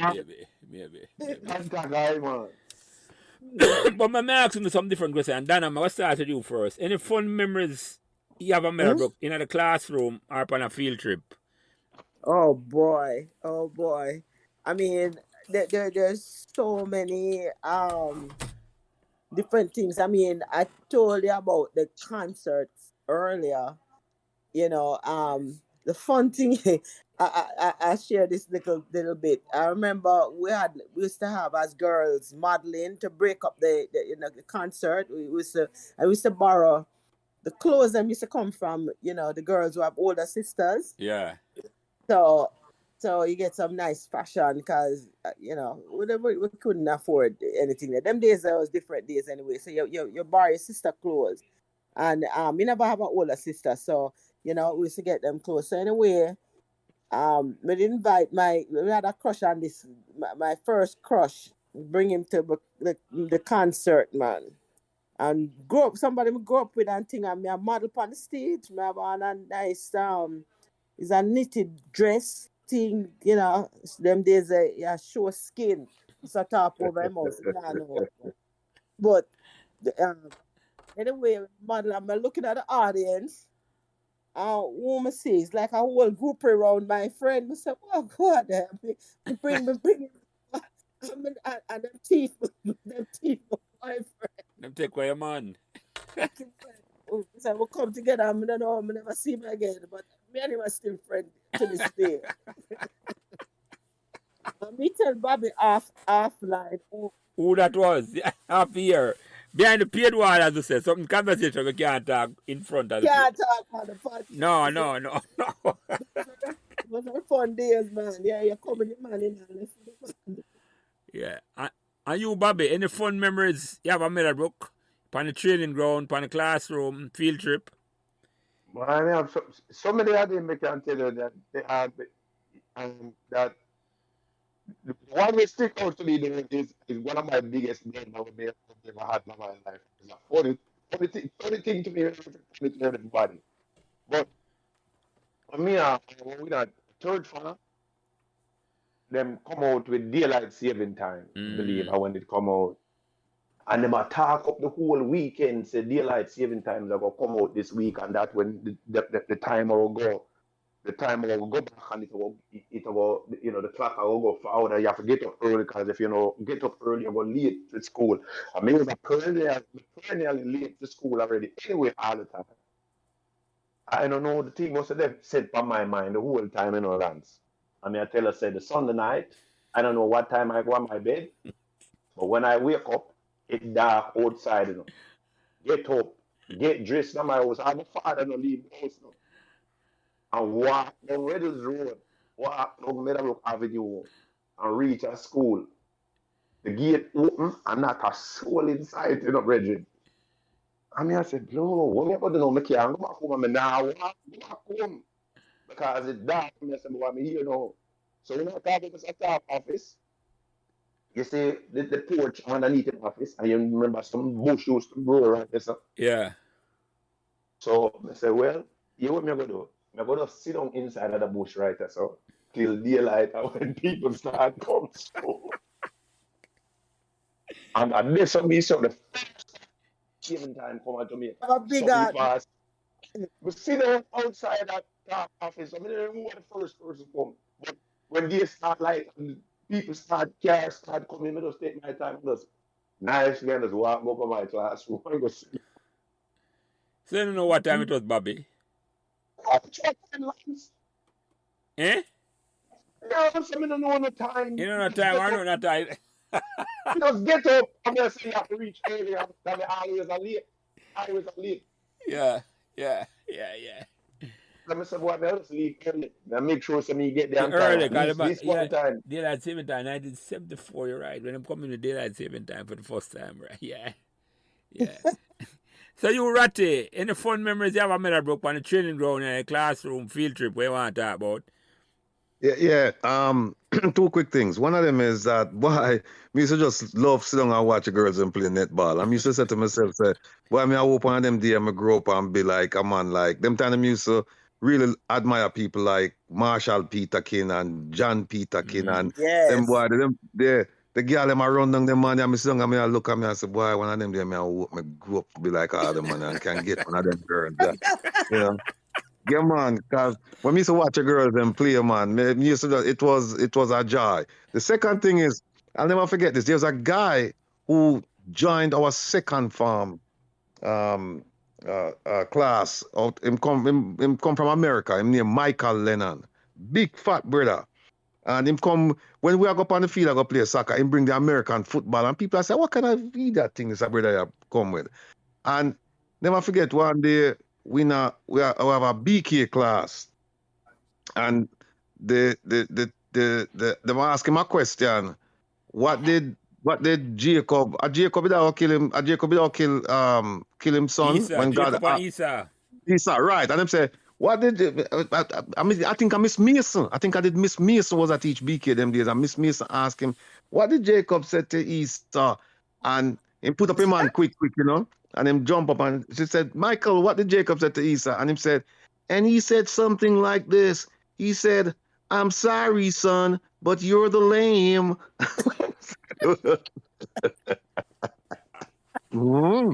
Come on, You're the lane. sorry, somebody, you're the class crack up. You know, God rest him soul. So I think him dead now. I'm dead. I think him dead before him, I think right after I finished school. I think him have some heart problem or something like that. And Yeah, him yeah. conquer. Yeah, yeah, yeah. I tell But you. the netball thing, man, the netball thing, yeah. Anytime me no miss no netball match, no brother. Me no miss Yeah. none of them. No, Ne- the netball Yeah, pro feel. netball was hot. I remember a girl named Cynthia. Cynthia used to play. She was tough, man. She was a track star as well too. We had a Yeah, very good netball team, you know. What? what the next one name? That's girl name. Melanie Nita, she name. Yes, Yeah, yes, yeah. You Yeah. remember yes. Yeah, her? yeah, You yeah, remember? yeah, Yeah, Peaches, yeah, remember Peaches too? Peaches, Taylor, Georgia yeah, Taylor, or whatever. yeah, yeah, yeah, yeah, yeah, Yeah, yeah. yeah, yeah, yeah, yeah. they Yeah. were good netball. But you know, there But another sorry, Donna, we eh, not the boys now come for watch the netball, you know. eh? We not, Oh, they want to play the girls, the girls, and the uniform, right? The beautiful uniform. but let's make that clear if you understand. And the netball we really come watch it and say, I, I, okay, I, I get you. I get you. I get you. Trust me, we didn't know. we're not You missing know, how good them play, right, Ratty? It's not how good them play. Nah? All right, we don't miss no netball match. No, not one. Yeah, man. Yeah, yeah. So, you Donna, know, yeah, go eh? ahead. Go ahead. Go ask your As question, I but go say, ahead.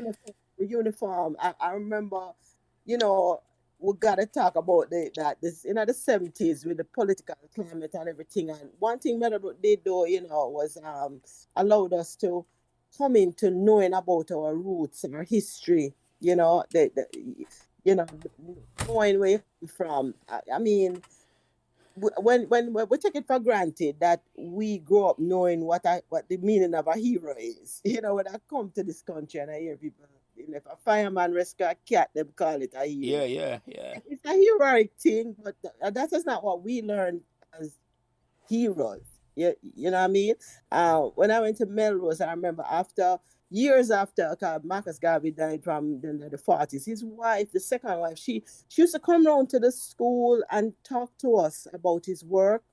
Jump on bus, and she used to think there and come into Meadowbrook too. We were encouraged, not encouraged, it was a part of your learning, know your history, know your thing. And I remember when with the uniform and miniskirt did come in, and Mrs. McLennan was very strict about, and the teachers about the length of your uniform. But Right.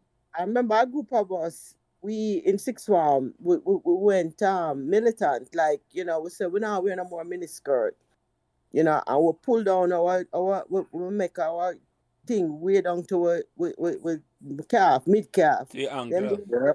are the laughing stock. Them laugh after we and never give it, never care. We say, listen, man, we No leggings. No leggings not showing. yeah, without no more free looking at them. Yeah, send a statement, man. It's a military. Make a statement. Yeah, And the Afro was a statement. The Afro too, when yeah, because you know, you remember, Donna, that was the height of the Black Power movement, it was the height. Exactly, that is what I'm saying. It was the height of the Black Power Young, gifted, movement. and black. Yeah, and we went. Yeah, man, we were loud. Yeah, man. Yeah, yeah, yeah, yeah. That and Loud that. Andrea But, Maureen. yeah, go ahead. No, I said she, Donna, Andrea, Maureen. I don't remember who, but I know them three for sure. Yeah, yeah, yeah, yeah, Exactly. Donna, yeah, yeah, yeah. Exactly. Andrea, Andrea. Yeah, Andrea King, Andrea King, and Maureen White. Maureen White. Yeah. We went definitely militant. Yeah. Yeah, yeah, yeah. And we used to get involved, with the parties them too, go to Duncan meeting, DG Duncan and them thing there, yeah. Mm-hmm. It was that group, five of us, and to this day we're still friends. Mm-hmm. Still friends, very close. Yeah, we got involved because you want to know, and I tell you, the climate then, how kids, when you leave school and you still don't know what you want to do. And when youth service came in, a lot of us got our first jobs. Yeah, what the word feet again, Donna? You're right. National Youth National Service. Youth Service. Yeah, yes. National Youth. I remember that. Yes, I remember that. Yeah, Yeah, yeah. And That was a big time, and that was a big time when the Rastafarian Brotherhood started to expand, and a lot yeah, of the I remember the Meadowbrook Avondale, a lot of the guys were rebelling against a lot of the nonsense in their own homes and in the Yes, society at large. And the yes, Rastafarian movement was catching on big time there, you know. yes. Hold That on, is you true. bring up something important now. Me ask all the people in this. I'm going to talk to Ratty and Donna and Bobby. I just don't remember the first Rasta or any Rasta ever come on Meadowbrook. Yeah, man. Yeah, man. They would have one who, Alan Clark. Yes, yes, yeah. Hey man, you just took So the Alan, words out of my mouth. so Alan Yes, Yes, relax at sir. sir. school. He Mm. never dread, but he was a Ras. Yeah, you know, he used to preach the doctrine. You're right. Right. It was the first. Alan Yes, Clark. yeah. I am Right. introduced Clark's booty, you know. Him used to wear some Yeah. strange looking Yeah. shoes, you know. You remember them I know time you. that because Well, yeah? you can't blame him for that, you know. Because in the first part, me I read the class and I'm getting in trouble with Mr. Talk for that. I Yes. remember you in Clark's. I remember you in Clark's, and I was like, man, I'm scared of Rattigan. No, man. But hold on there. Donna, let me ask us a question. This guy, Yeah. Stephen Jarrett. Stephen Jarrett was in your class? Yeah, man. Yeah, man. That brother, you know, that brother that just strike me as an old soul. Him just never seemed like him look like him should have married and have whoop a picnic and a work. He never look like a student to me at all. He used to deal with a Chinese girl. He used to do a Chinese Yes, girl in a sixth farm. yes, that is true. Yeah, that is true. Think that, but yeah, some guys in sixth form were they were kind of older than their years, you know, because the smelly is Yeah, Michael Smelly. yeah, you know, Yeah, them used to drive car come school. Remember them yeah, days? yeah, Yeah, man. Yeah. I know Christopher in the name, Christopher Michael. Christopher No, the younger Christopher in one. my class. Christopher the Christopher younger in one, my Dougie. class. Yeah. Christopher the younger one. Yeah. yeah, You yeah. Yeah. don't say, your boy dread, though. That's cool. Oh? Hey, boy. You don't remember that, doggy? No. You couldn't see the only part of Raymond here, the comb, was the only part, not even comb. He used to brush the top of me. You see over here, stay, the whole light never, the locks are just the front and brush. Ray And still Boy. start, Ray boy. yeah, Yeah. Raymond. Yes. Yeah. Absolutely. Ray Boy Same. was had Ray Boy the those dread. inclinations. Exactly. Ray Boy the dread. Ray Boy never called me a day from, what's about second farm, I think. Yeah, but it never Yeah. obvious. That's why I asked the question. It never You know obvious. why? Because his hair was very tall, and when I looked at Tito on him and met his mom, I looked and he had some type of an Indian extraction in Yeah, him. yeah, Yeah, yeah. and father, So when I'm Mr. Holmes were Indian. Yeah. yes, and that's why when his hair was like that, you couldn't really tell, you know what I mean? Because it's curly locks, you know? Mm-hmm. Exactly. But it never Mm. come. Come on, Ray Boy start locks from second farm, I think. Yes. Yeah, I don't understand that. Did anybody come on your podcast and talk about the effect of the cadet corps on them in terms of I know Keith Yeah, man. always When we came on and talk about it, never faster. It don't film podcast don't come out yet, but him come and talk extensively about the podcast. He was a cadet from first. I don't know if Bobby remember him. Maybe Ratty. I mean, Chris Bonafide. Yeah, Chris Bonafide. Yes. I remember them. Yeah. He come on and talk about the cadet. I may have somebody else that come on later on, a younger youth than him.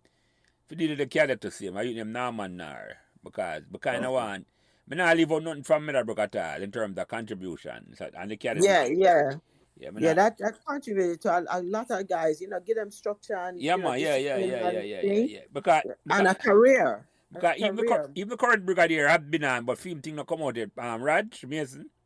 Raj, yeah. Yeah, man. And Raj was influenced by Keith. Yeah, man. I know. I'm aware of that. Because Raj come on and talk. But as I said, some of the podcasts them don't come out yet. But Raj has been on too, in terms that from the angle, in terms of like, and Keith as you know. So yeah. And I want to get Vivian Thomas on as another military man to say and cadet. Yeah. It's a big part. Yeah.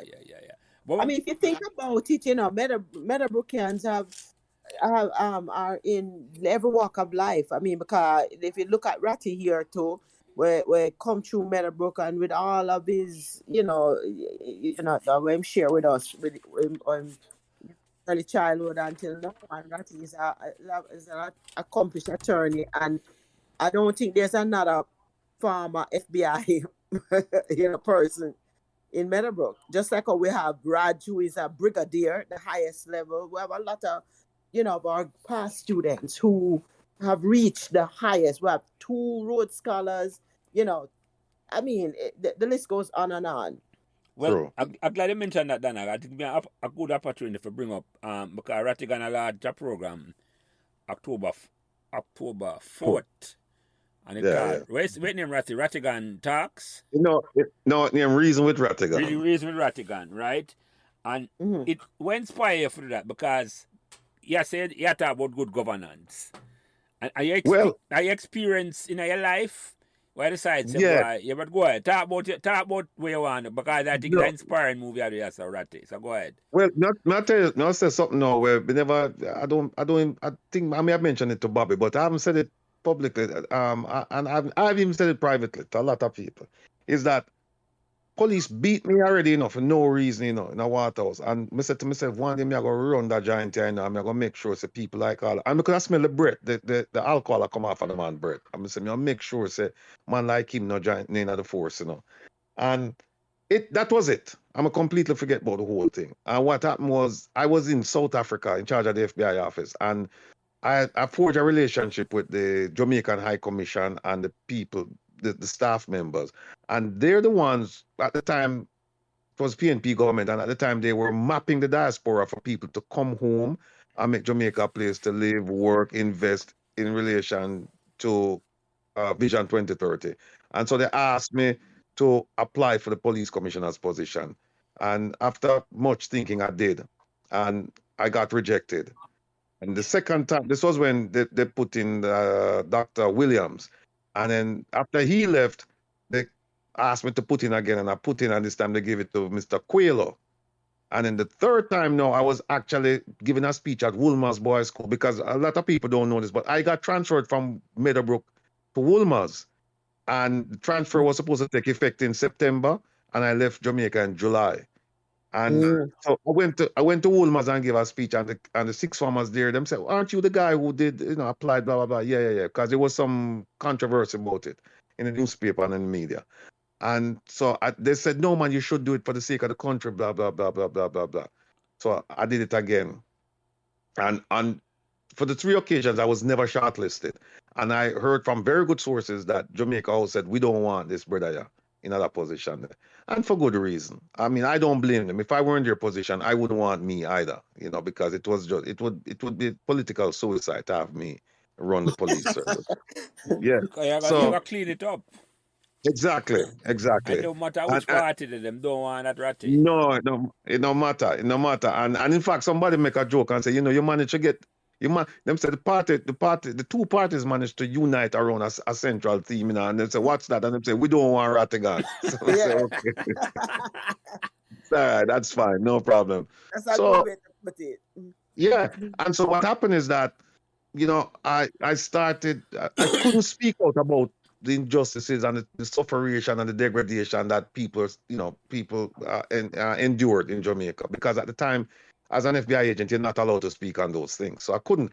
But then one of the things that happened was that the same people who encouraged me to apply the first time, they said, "Listen, you've been out of Jamaica for so long, and the current crop of Jamaicans living in Jamaica, they don't know you, so you need to introduce yourself to them." So they arranged for me to meet with Ian Boyne. And I went and I did 2 interviews back to back with Ian Boyne. And his producer said to me, "Listen, the only person that we've given 2 consecutive interviews to, very short, this week and next week, is Bolt."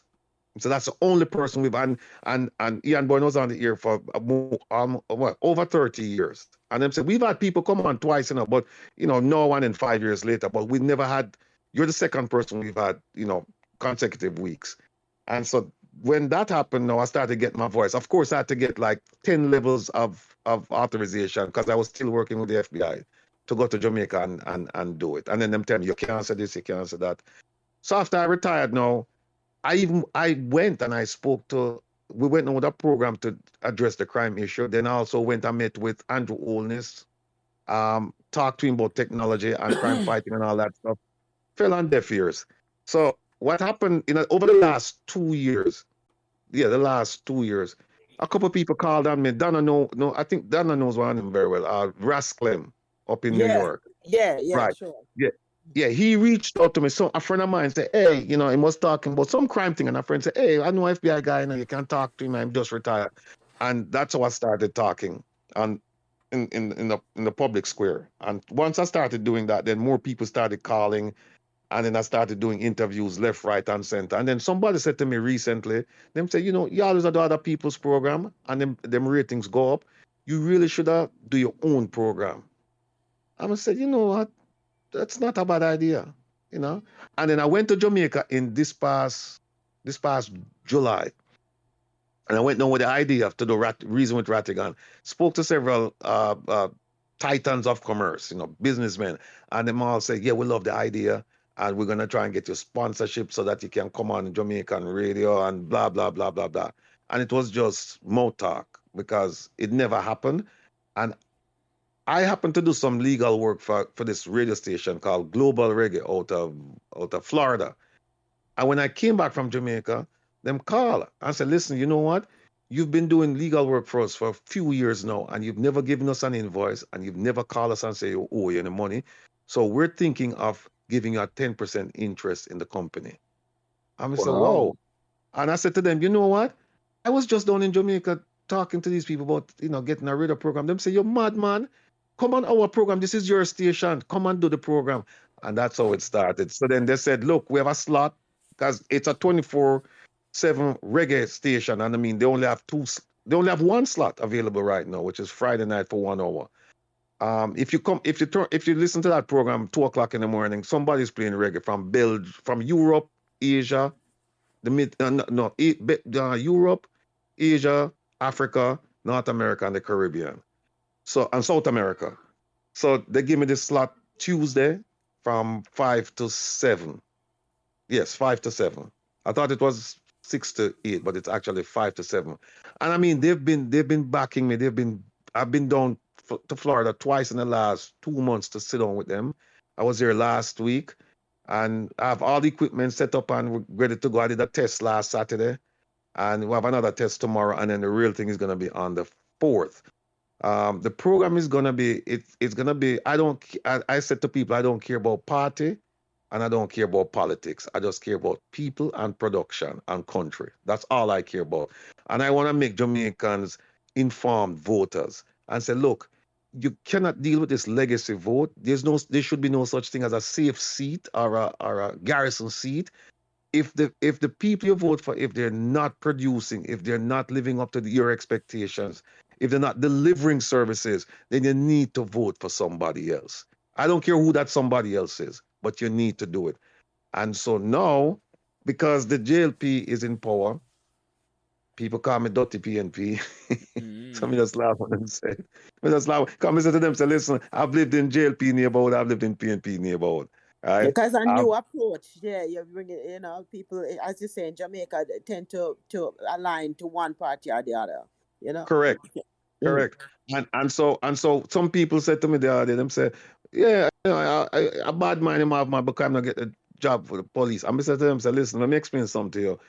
Anything that I'm saying that is factually incorrect, then point it out to me, and then you can make the connection. You can say, okay, he might tell lie because I never get the job. He might tell lie upon the politicians. Then, but if it's true, then there's no connection because the truth survives whether I'm appointed or not. The second thing is, me say, you know what? You're right. I'm really, really pissed off so I not get the job because you know why? If I'd gotten that job, you and I wouldn't be having this conversation now because all them people we are talking about today in a prison already. Or you wake up one morning and you realize half of the government, no, them not their own. And you look on TV and see them in a handcuffs or come off a plane in America. So I say, yeah, that is what I wanted. I just want to clean it up. And that's my only regret. And I would clean it up, and I've said it before, I'll clean it up for free. The money when we get, I'll put it towards a scholarship. Like Donna just talked about scholarships, put it towards a scholarship. Because that's not, my purpose is to make Jamaica the society that it should be in light of Vision 30, Vision 60, Vision 100, whatever it is. But, the crime has been so rampant, and it's as a result of people, it's as a result of neglect and also involvement, People ignore it, and some people participate in it, and people at the highest levels. And what's interesting is that as I'm talking to you now, I represent some of the people who are involved in it. And them said to me, say, them tell me, them say, listen, you're representing us, and we're your clients. But that job about police commissioner, you would never get it. Not as long as I'm here, you would never get it. And them come right out and tell me. Yeah. So the program is to bring awareness to people. My target audience is the bottom 80% of the people in Jamaica, not the top 20%. And for far too long, what people have been doing, they've been reaching out to the top 20%, hoping that they would create change. They would appeal to the bleeding heart or whatever, and people would make changes. That's not happening. So what I'm doing now, I'm trying to educate people and expose the fraud, the corruption, the waste, the mismanagement, all that stuff that's going on. And said to them, so the reason why you don't have a clinic is because that politician having money in a bank in the Bahamas, and here's the account, and here's how much money in it. The reason why you don't have roads, the reason why you don't have a quality of life, the reason why you don't have housing, why you're picking them, underperforming schools, because of this, because the money that should be invested in this community has been invested in someone's pocket. And we plan for exports. And they have a few people like me out there. They have about 3 or 4 people like me out there right now. We are talk the talk. Well, and we're not... No, go ahead. I have a question to ask you. One good question. And to be honest with you, and I'm so unafraid. People say, fear for your life. I said, no. I said, listen, you talk about a man who used to sleep on the street. You talk about a man who them take off a bus almost killed during the political warfare in Jamaica. You talk about a man who lived on the battlefield between Waterhouse and Towile. You talk about a man who live in Saudi Arabia when them blow up the place and them say no American supposed to leave the compound, and who outside they run up and down? Rattigan, right? So, and you talk about a man who take on the U.S. government. And I'm still here to talk about all them things. So I say, look, I've come this far with the grace of God and the help of people, well-meaning people around me. And if it's the will and plan of God that them should have killed me or whatever, then so be it. So be it. Because I have what I have that a lot of people who try to do what I'm doing didn't have. I have a supportive household. My wife her family fought in the war against apartheid in South Africa, and she was recruited, and she actually was getting ready to leave the country to go to Zimbabwe to fight, to train in the training camps and come back to perform acts of sabotage against the apartheid government. So what she said, everything I've done, she said, listen, I understand and I support you 100%. She said, I'm not go to Jamaica with you, but I support you. But you know that if the Jamaicans that are out there in the rest of the world outside of Jamaica, if they return home to Jamaica, Jamaica would be a superpower because there's so many powerful, influential Jamaicans out there, and it's just, do we choose to make a difference? You understand? But so that is a noble thing for you to do. You answered the question that I asked you, Ratty, because when you say you have walked through the valley of the shadow of death, I shall fear no evil, for thou art with me. Exactly. Stuff. Another way. Yeah. Another way, man. Walk through the valley of the shadow of death, me no fret. Right. So it's like, and it's a commendable thing I take on, because that's the question I'm going to ask you, but the answer it. May I say if you increase security, but I just said the biggest security in your mind. Yeah, say no, right. I just say if someone go die upon island, I'm going to take on this, because I'm just tired to see my country go a certain way, and it's a commendable thing I take on, Ratty. I'm wish you all the best and the luck to change people's mind, because that's what I try to educate people and I try to change their mind.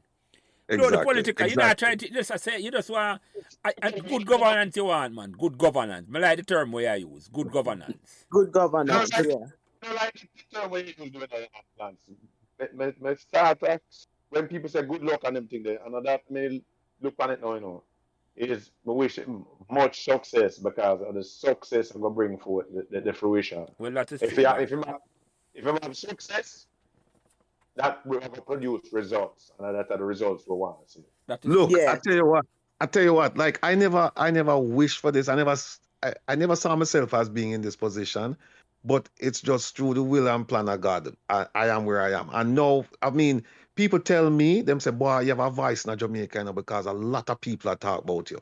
A lot of people are talking about you. You have the supporters and your detractors, but nonetheless, people are talk. Even your detractors, them are talk. You know, and I said to them, say, listen, you know what? My detractors, all I said to them, I said, look, we're all Jamaicans and we want the best for our country. We want the best for our kids, our grandkids. We'd like to come back and dead and buried in Jamaica. And so if I've said something that you find to be objectionable and factually baseless, then we can have a discussion. But if you just said to me, say, well, my daughter PNP, we can't have a discussion. There's no Exactly. resolution to that. You know? But And I said to them, I'm prepared to do a course correction. If you can show me where I'm wrong, I'm willing to do that. But you should be you should be in the same position as well. If I can show you something and say, no, this line of thinking is not exactly in adherence to with Vision 2030. So, you know, you should be prepared to change. And likewise, you know, I am willing to change. And so we can have a meaningful discussion. But if it get personal, you start telling me, say, me a dirty PNP, and me a this, and me a that, because me a fight against the government, then me tell them, say, please, you don't, that's not the approach we should be taking. That's not the approach.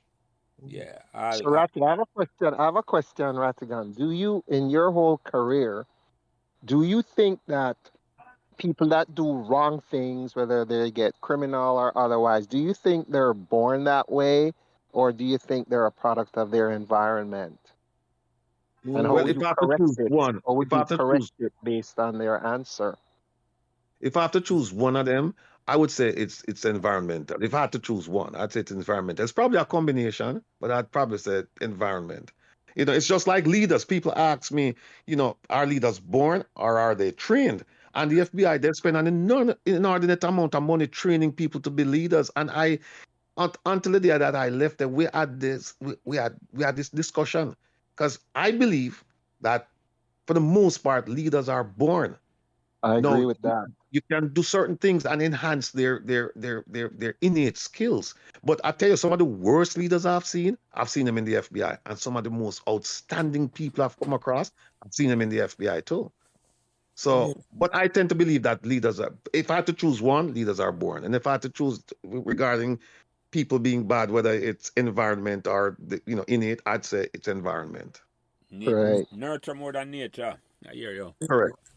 I hear you right. Well, as Bobby said, when change it, I wish you all success and not even good luck. I want this work and I want the success seat because any Jamaican who don't want the successful, well, I don't have nothing to say about to them at all because I can't say why you don't want the successful. But there are people who don't want the successful because the challenge is ratty. A whole heap of people benefit from the current system, not just in Jamaica, worldwide. Correct. It's not a Jamaica thing in it. Worse in Jamaica, but people that benefit from the current system where them manipulate people and make them think a certain way and make people fight against one another. As Bob says, see them fighting for power. They know not the hour. Exactly. So, That's true. Yeah, man. So That's true. it's an uphill challenge, but I'm glad you have the passion to take it on and you get the bucket to take it on and all them things. And now, you reinforce You know, you use a word a while ago, and I have to make a quick comment on the passion, right? There's a group out of Jamaica that a very talented group of people, and they want to collaborate with me on this. And I've said to them, fine, no problem. There's enough room at the table. And then they said to me recently that, we realize that you're a passionate guy, and so we just want you to kind of like tone it down a little bit. And so I said to the person, I said to her, listen, you know what? You're right. I said, at times I realize that and I'm trying my level best. But I said, please understand this. I'm coming from a place that is very, very deep, a place that's very, very hurt, a place that's experiencing sorrow, and that's from my soul. I said, I'm from the group of people that's been at the bottom of the ladder for centuries. And so when I talk about these people, it's hard for me not to speak from my soul. I said, I'm not speaking from my head. If I speak from my head, I can control it. But I said, sometimes it's almost as if another person takes control over me. And so that deep place, that deep, dark place, and when I look and see how these people have been treated, and how there is no plans to treat them any better, I said, it's hard for me to just sit back and be logical about it and be measured about it. I just speak from the bottom of my heart and my soul. And so I say, please understand that if you see me getting passionate about it, it's my soul taking control over my brain. Are you unconscious, But I will Ratty? try. Because more than anyone out there, you know, you live the life more than all the way, you know. Right. You And live I it. said that to her. Yeah, I said to her, this is not something I read about or somebody Or tell you me. hear a man It's tell something you. that I witnessed. Yeah, I said I've lived it. And you know what? Funny thing is, it's not just in a Jamaica, you know. I believe it in New York too. Yeah. Live it in New York.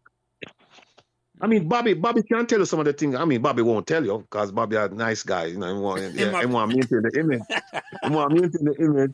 But you know, him don't want to make it seem like he's hanging around the criminal element. But Where's it? believe me, Bobby, I've seen the belly of the beast too. of course, of course. Yeah, Ratty, all success we look for that here, sir. Thank you So very much. I'm Thanks. going to talk about it. Every time I get an opportunity, I'm going to talk about it and make sure my send man come your way and say, boy, Much because appreciated. it's a Jamaica thing that this bigger than Meadowbrook in Yeah. a certain way. It's a big time Jamaica thing that to say, boy, you want And change. look, may I forget a big shout out to my sister Donna because I mean she really she's a wonderful person and she has Meadowbrook and Jamaica at heart as well. She was primarily responsible. I know Bobby tell her, but it couldn't have happened without Bobby and Donna when I gave that speech at the Meadowbrook Gala event. And since Yes. then, Donna and I we've been in touch. And Donna, she's been a source of inspiration. She's been a source of Thank guidance. I mean, she's now, and she don't want to tell any guys, but Donna is part of my focus group, and she and I tell her, Donna, you know, be my critic, and so what she listened to me a lot on the radio, and then she call and say, hey, you know, you shouldn't have said it this way, and you should, and she's on point. She's absolutely correct. I have yet to find her wrong, not once. So Donna, big shout out to you, baby. Love you like life. Well, hey, ladies are more. They're the smarter of the creation of God. They are smarter, in my I view. agree. I agree. Compliment. And in Donna's case, it's true. Yeah. But I'm glad to the two Big want up, to come big up on. yourself, Donna. Big up yourself, Donna. I'm glad Donna chose Sounds for good. call me. And when she said to me, say, Lance, you know Ratty? I say, yeah, man. Remember Ratty? I never Ratty Yeah. remember me. But remember Ratty, so. I mean, was a Ratty. Come see the interview the end, boy. I said, Ratty want to come on my program. For. That's what I said. I see him go Meadowbrook. In my mind, for a man go Meadowbrook, it don't matter what him doing. He can come talk about Meadowbrook anytime he want. And if he want to talk about something, he can come talk about that too. So I'm glad you come on, Ratty. I'm glad you come on and come grace my program, my brother. So I appreciate it. No, I'm glad. No. The pleasure is all mine. I'm glad you invite me. I'm glad Donna and Bobby make this happen. Yeah. Believe me, we really Yeah. appreciate this. Yeah, man. He's a man of honor. Ratty is a man of honor, and Bobby and I are definitely, you know, we're like, you know, his big fan club because more than that, he's a man of integrity. I tell you, from the day that I link up with Ratty to come and speak to our at our gala, we've never stopped talking. We've never stopped talking, and you know, he always said to me, "You want me to do anything for Meadowbrook? You know, I love mentor the kids. Them are come can raise me some of the auditorium. No, he's sincere. You know, so I really do wish him to enough blessings. I know that your motive is about, you know, it's above board. It's not a selfish, but more self-centered, you know, thing. You know, so we wish you all the best, Bobby and I, and you know, thank you for the. I'm humbled by your kind words. But me ask you something, Ratty. Me take it a little lighter again, you know, because I have to ask this, you know. Now, come on, and you remember Junior Manning? Yeah, man. Remember Junior Manning? Him have a big brother and Hector Manning. Yeah, man. Yeah. I don't know if you remember this, you know. But Junior Manning, I mean, him like me because I look a youth. I want him whisper in me and say, just call Rattigan them name, you know. I'm going to make the mistake and call out the whole Rattigan name, Bobby. Wilfred, Alfred, Zedekiah, Amos, Emmanuel. Ratty run me down, Bobby. Ratty, you remember that? You remember?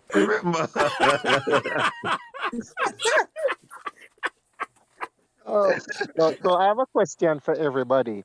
what advice would you give your younger self, Rattigan, to help you? Same for Donna. What advice would you give your younger self to help you in life?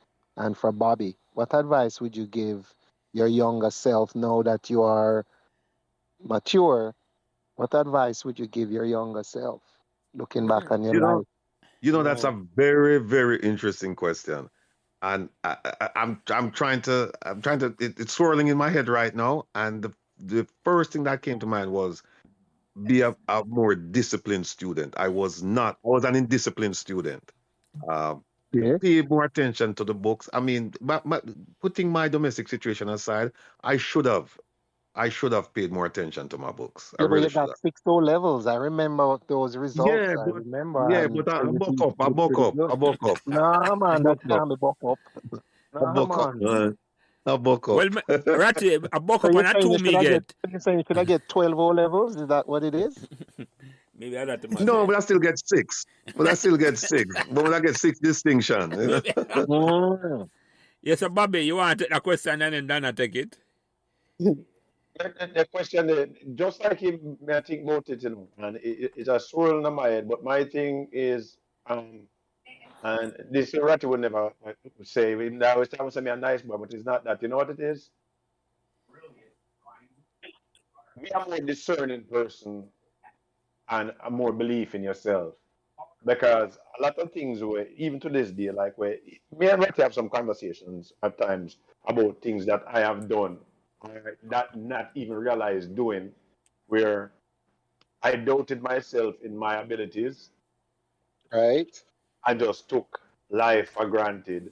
I don't remember the teacher. There's a teacher in Meadowbrook who said, she tell the class, she said, don't hang with that Ferryman boy too much, because he's a spree boy. And and when Rocky said be a more disciplined student, it's to whom much is given, much is expected. Mm. And I was blessed in my life.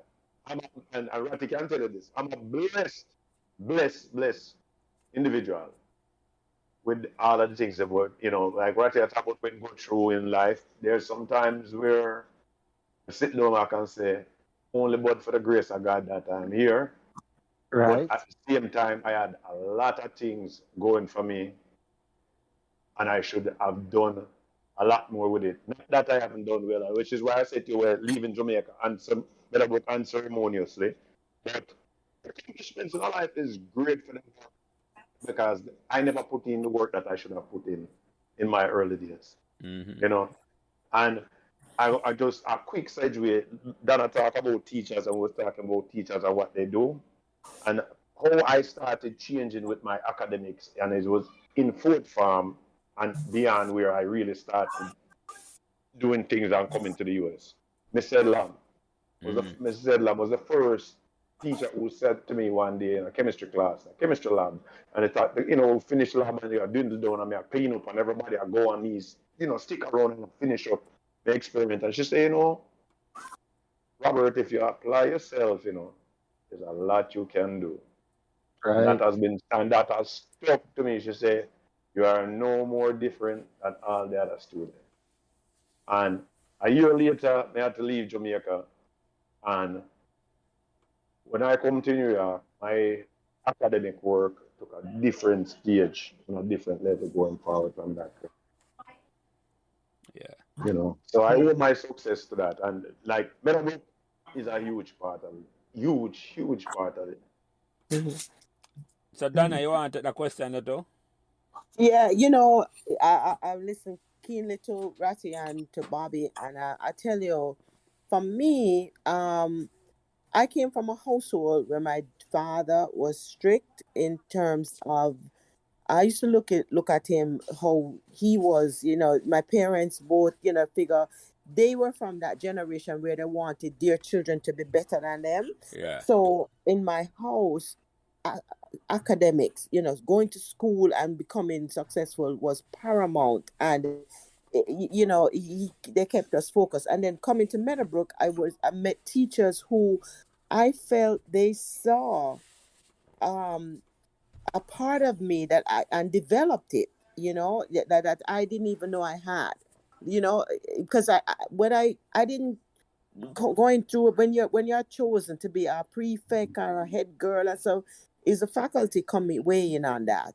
You know what I mean? And the guidance that I was glad that I was at a school where, being successful, it was pushed, and there was like, it was healthy competition as well. There were a lot of students who were way more brilliant than me, but I always fought to be in the top 10. Seriously, I never liked to, slip. There are a number of people: Althea Cooper, Gary Rose, Owen Oliver, Keith White. There's so many. They were brilliant, with 10 O levels, this and that. But it's not just 10 O levels. It's also, you have people. We have an artist, Oswald Mattis. He's, now donated a beautiful painting to the school, wetland diversity. It's a one of a kind, and we should have to encourage people to go see it. He has spent years working on this art. I'm saying the school, molded us to be really, leaders, and to be the best of ourselves. So if I had to look back at my young self, I never wasted time, but maybe if I knew that, what the future holds, I really would have had more confidence to even do more. But if I take if nothing else, I must say Meadowbrook shaped me to love that volunteer spirit, and being out front spoken. I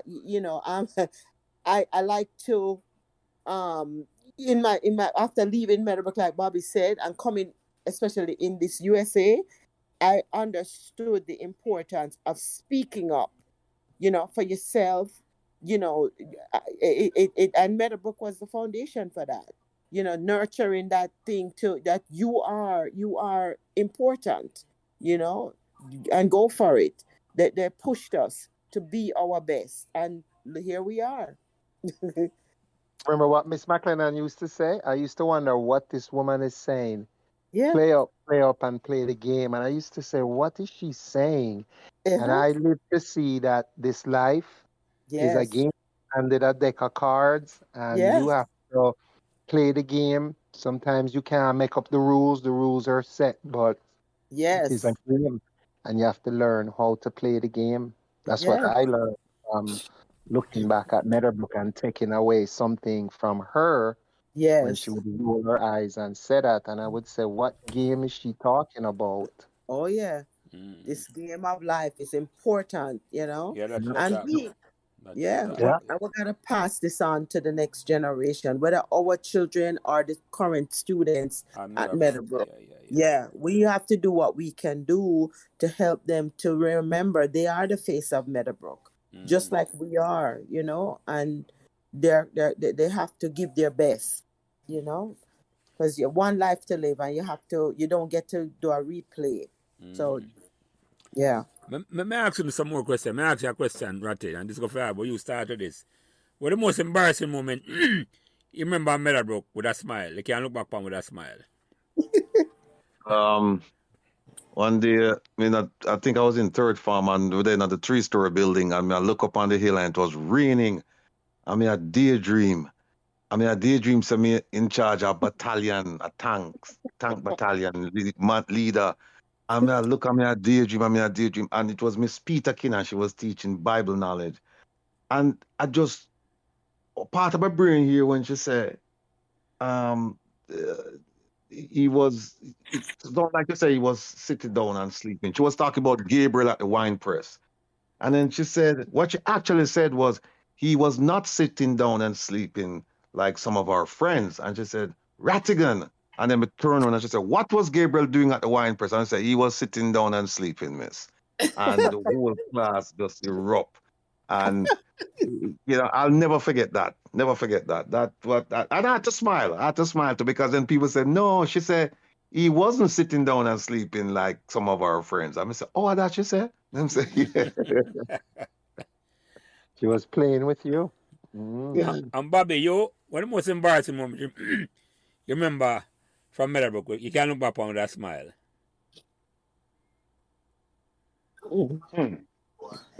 Several, but there's one that come to my mind. Let me tell you something. I always get myself in problems. Um, Went to New York in a third form in a 74. I come to New York when I get my green card and came to New York. And came to New York and my sister buy me a new pair of Converse, yellow Converse. And I go back to school and come back to Jamaica 3 weeks later and wear my Converse go to school because I will tell them I always do something I'm not supposed to do. No have on uniform. So I have on the yellow sneakers, khaki pants, and a white shirt, and I walk past from the two-story building, of which was the classroom. And me and a girl and right umbrella in the middle of the schoolyard. I'm just at top, walk out of the three-story building, and stop in front of me. And the man say, "Good afternoon, Mr. Ferryman. Going for a leisurely country stroll." Say, "Oh, if you go, me and it a glad." I'm gonna look upon him, I'm gonna say, let me say, meet me in my office later on. Yeah, man. That's how the kids said that. Yeah. So, I say, even though I tell you the story, I picture myself a walk from the building. Then them time that the new building, not the newest building, but the building that was built in front of the auditorium. Yeah, man. We know what you're talking, man. Assembly, The it staff never room built building, yet. yeah. It never built yet. So me I walk across from there, so me I come from diagonally from there, so I go straight across to the I go over to the assembly hall, and the man walk out of the three-story building and just step out right in front of me in a virgin. I'm gonna say, me I wait for the man to walk up in the car, me want to go in. Say, boy, I'm just laugh. Afterwards, I go up there and get some nice jokes. You know what I'm saying? The price you pay for greatness.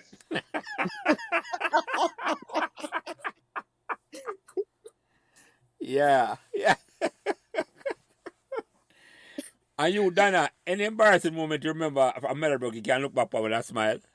Listen, I just know I tried to toe the line because I don't ever like as a child getting in any trouble. No trouble. But I think if I can think of two quick things, singing was just not my thing. And I remember having to do with Mrs. Fitchett with them singing Oh, yeah, man. classes. Speech class, Mrs. Fitchett. Oh, Yes. God. And the singing, the opera singing, she was excellent, but that was not my thing. And she would call you out, if you miss a note. Yeah, if you miss a note, yes. Oh, God. The singing thing. And the only other thing was I always, with disappointment, remember that we had a literature in O levels. Our class, the entire class for the whole term was studying the wrong book for English literature, Shakespeare. And we did not know until we went into O levels. All of us were prepared to get distinction in that class. We knew the thing back and forth. I'm telling you, we're going there, and when we pull the booklets, the teacher, she was she had us the wrong. She was devastated. I think she was traumatized after that because she took down the whole class. I don't think a lot of people know about that story. But you know The what? entire fifth form. Yeah. That happened already. That happened since, again, Donna, we are the teacher, somebody, not maybe the English literature, but I hear somebody talk about that, and I don't know if it's off of the podcast where the teacher teach them the wrong syllabus or the wrong book. Wrong syllabus. Yeah. I've heard that story before, that, and it's Yeah. not from you. Yeah. Not And she from you. wrote to England, to the O levels board and everything Cambridge, like that. But yeah. Cambridge and thing. But that's the only regret I have at that Meadowbrook. Because we were all geared up to knock that one out the park. We Drop out. Yeah. I have two quick stories out. When they talk about embarrassing moments, they happen with Meadowbrook people, but they didn't happen at Meadowbrook. Yeah. One of them was me that work at Pink and Black at West Street and West Queen Street. I sell panty. And That alone are the story in a rat, you know. Actually, Hey, that thing sells, right? Everybody's got to wear one, right? Go ahead, Or right. Ratty. right? I mean, Yeah. sit down with my little style, you know. But we won't even go into the story because I long story about how me get the job. But anyway, me did it at work, and who me see come stand up there one day, Black Knight. I me say, Ratty, the Black Knight is. And me I say, I hope him not see me, you know. And him see me. And him say, wait, how are you there, sir? Me say, you know, see what me I do. So him say, me say, where you are doing, yeah, sir? And he made have a summer job where they made a plan to put a traffic light at the corner of West Street and West Queen Street. Mm. And then he was supposed to count the cars and will go by, you know. I mean, I said, right, oh, look how he look on the job where him get and look on the job where me get, you know. The other one was me I work in a Manhattan when I come to America, and me I work in the garment district and I push a cart. I deliver cloth. And in fact, I buy the job. I'm gonna buy the job. And when the time come now, when I go school, the guy Jimmy Black, never forget him. And I said to him, say Jimmy, come keep on at him. I say, hey, when winter come, save your money, you know, because you're going to need a snowshoes and this and that when you go there. You have to deliver the thing in the snow. And I said to him, and finally when it reached like August, I tell him, say Jimmy, me I go college, you know. Him say, get out of here. Go and what college? You crazy? Him say, you know, him say me will call immigration for me. Cause me have to tell him say me illegal to get the job. You know. But me I push the cart one day, you know. Me and a brother near Ramon at Puerto Rico, and we stop right at 34th Street on 7th Avenue, across the street from Macy's. yeah. And me I just said to myself, say, I hope me not see nobody when me know, you know, in Jamaica sing out there and I push cart.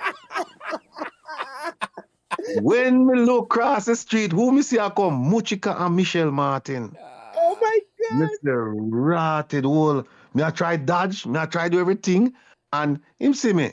And him never forget him said to me, Mr. Ratty, I did how far and I do. And I say, boy, if you know if anything better, tell me, you know, because me really not like that job, yeah. But me not have no choice.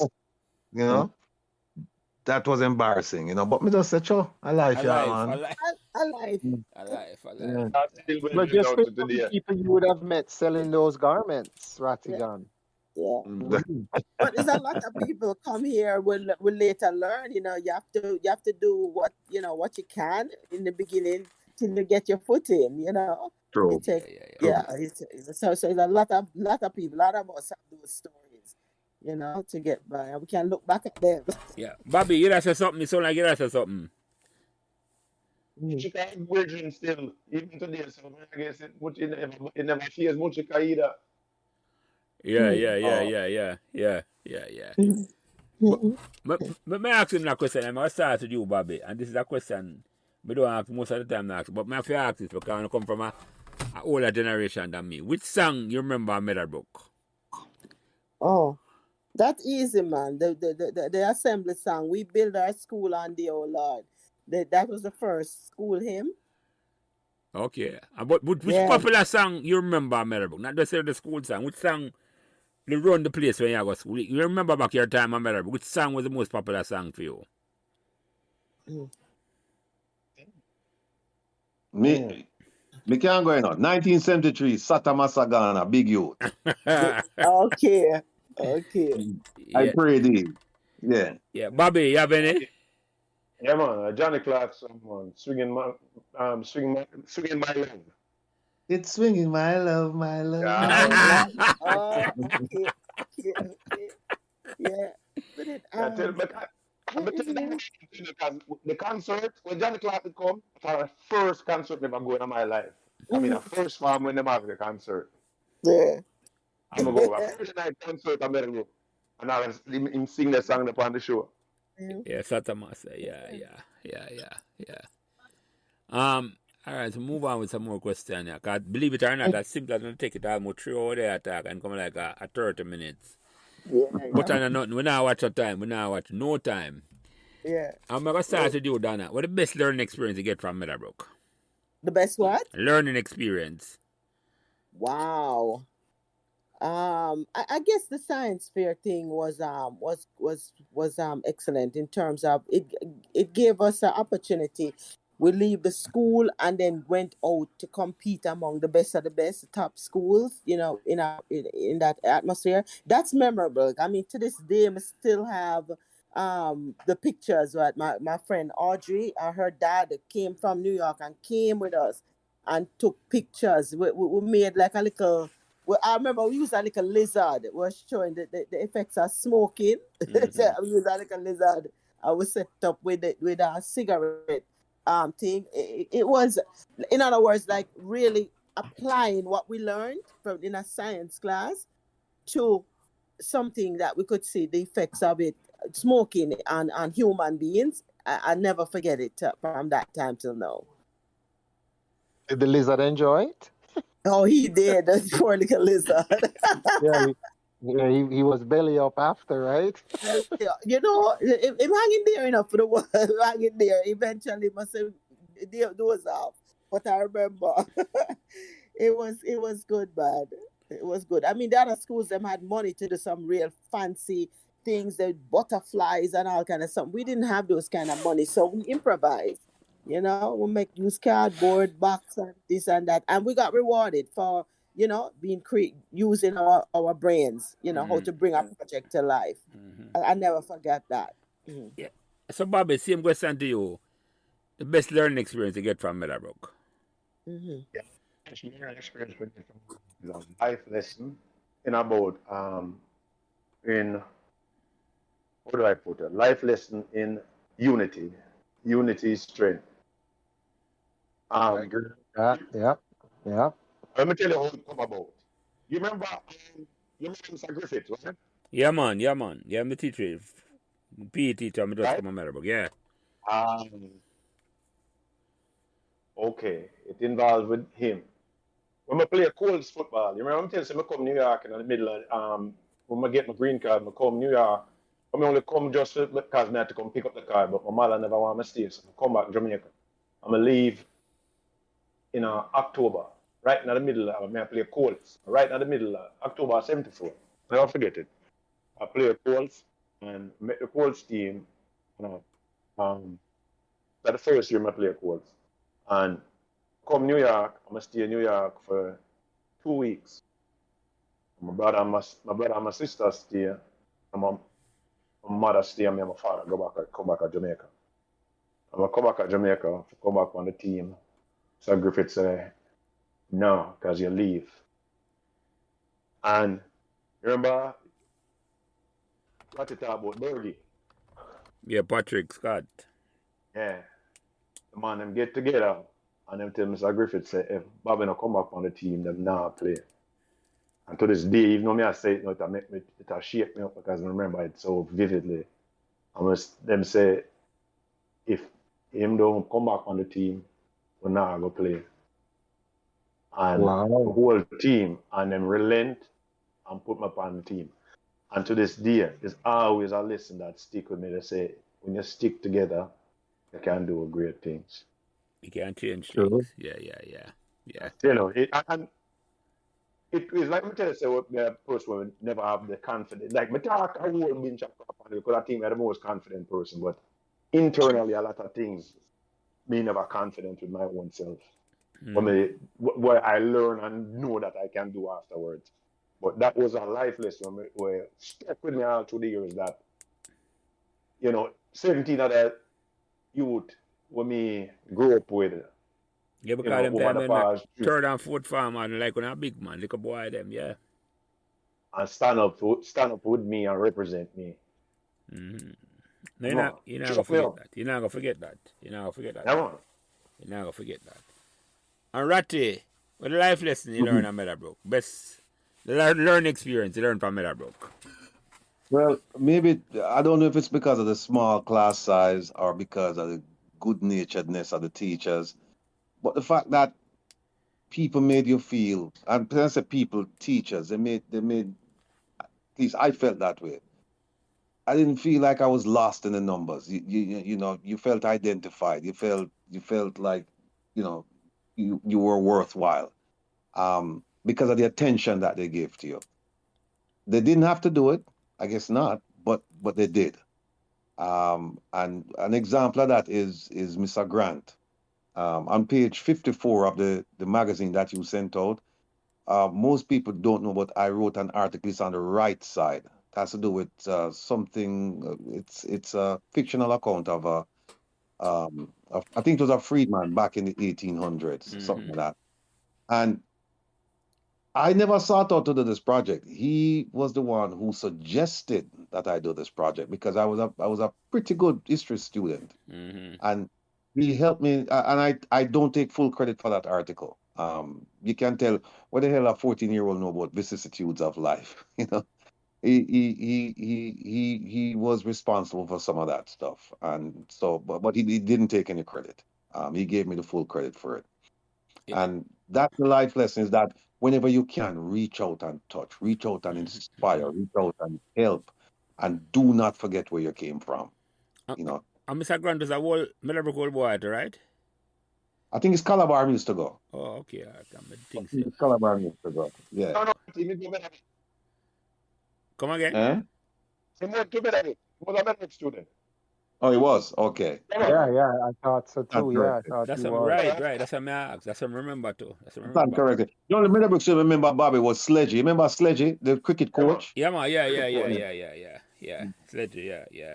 But they call Mr. Grant name, you know. Mr. Grant, well known for use words, you know. One day Mr. Grant, I had me hear this. Remember, so I said, Mr. Grant, somebody do something in the class one day, Mr. Grant got up and say, what a stifling, suffocating and pugnacious smell. You know him tell me one time, you know him tell the class one time, not just me in the class, him said we should go over to Pekka and said, what sort of frozen confectionery do you possess that I may purchase? He was full of words. Way of saying things. He was a different kind of a guy. Yeah, man, yeah. Anyway, I have a couple more questions to ask, you know, because, as I say, we're there. All right, and you take this first, Donna. What message do you give to existing students, our future students, are come listen to this podcast? What message do you give them? Our staff member who are going to Meadowbrook this year, next year, and I hear this podcast. What message do you have to tell them about Meadowbrook? Well, I mean, Meadowbrook, you know, give us some life lessons that, you know, were valued. It made us who we are today. You know, I mean, for us even doing this is because, you know, we feel that not obligated, but we feel like it's something that we really need to do because it you know, shaped us, you know, in different ways to be who we are. And now we have to pass the baton to the next, you know, generation of students to, you know, pay attention, be focused, be in the moment at school, because this is going to be important to the rest of your life, you know, who you're going to become. And most important for me is I wish more students would get involved to just give back. You know, it don't have to be money. It has to, but time. Just go back on campus and, you know, talk to the students, talk with the faculty, share memories. They really appreciate it, you know, because, you know, we really want to not let this legacy just, you know, fade away. We want to build on what was given to us, you know, what was done to us, because it means so much to us. And you know, I really appreciate this podcast. It's of great value. The memories of the sports trophies. When you go into the principal's office, the amount of trophies that are in there, I wish they could they had a place to really make it more visible. But we got to work together to help build the kids that are there more school pride. There's some work to be done on that. I endorse that, Donna. When Rattigan successful with him program, Reason with Rattigan, more and more people who feel safe about home. So I endorse that. Yes. Right, Ratty? Because Yes, indeed. yes. So you take the question next, you know, Ratty. What life lesson you have a pass on to students who come on, we're going to hear this podcast today, next week, next year? Ita splendid lux vestra. Mm. No matter what your circumstance in life, no matter where you're from, there's a spark in all of us.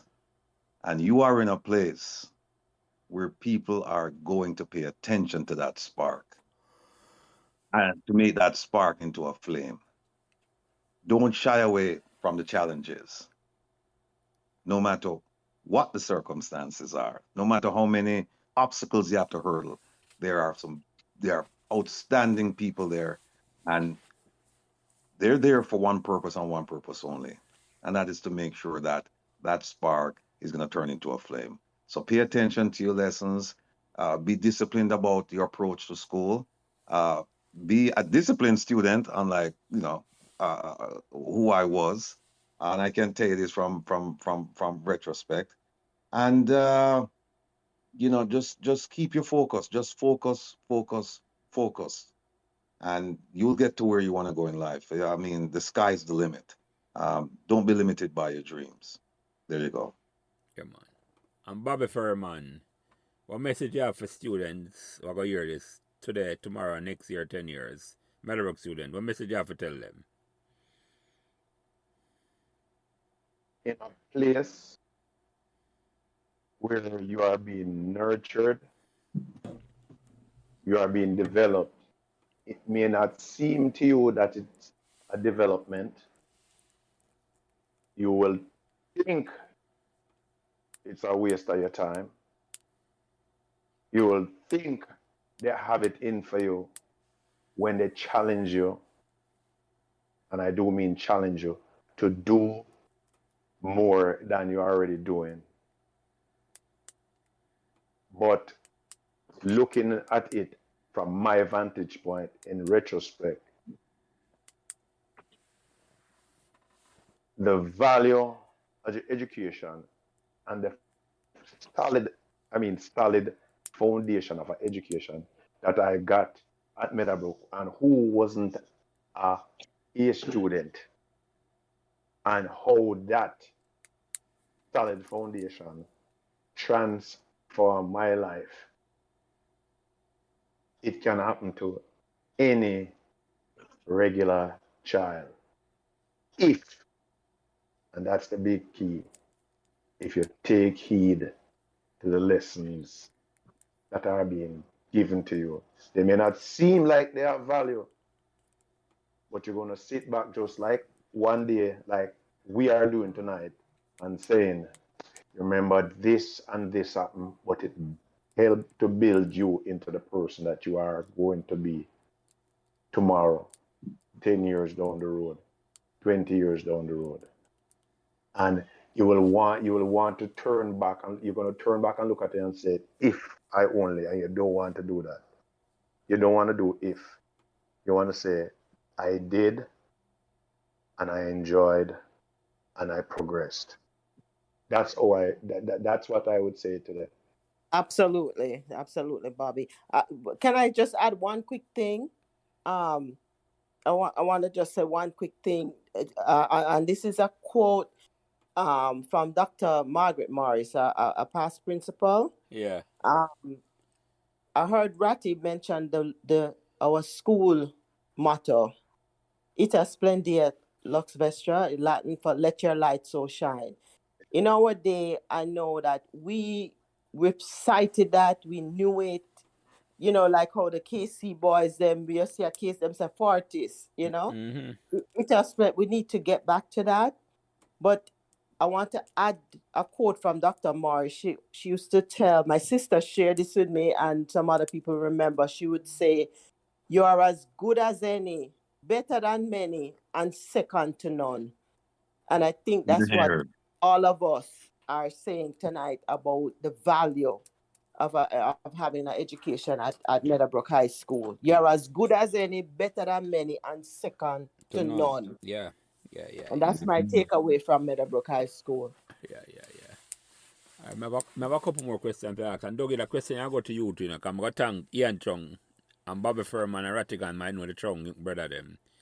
Right. Richard and Ian Chung. And the question Ian said, if you ask, I'm going to start to you, Dougie. How it make you feel? I bring up back all the Meadowbrook memories after 40 to 50 years. Well, I tell you, this is a legacy for posterity. And what to start it, what you have done with this podcast is something very futuristic because we're capturing the past, but we're looking at it like in the future. And Meadowbrook, for me, I would never change anything that I did at Meadowbrook and the life that I had at Meadowbrook. I remember that school, and I met my wife, not at Meadowbrook, but Meadowbrook has given me my wife. And I can tell you, it's a school that I love. And the memories of Meadowbrook with those young ladies down at Bottomfield when the dam was overflowing, and we are interacting with them. And it was a family. You mentioned about the guidance that you got from the different teachers.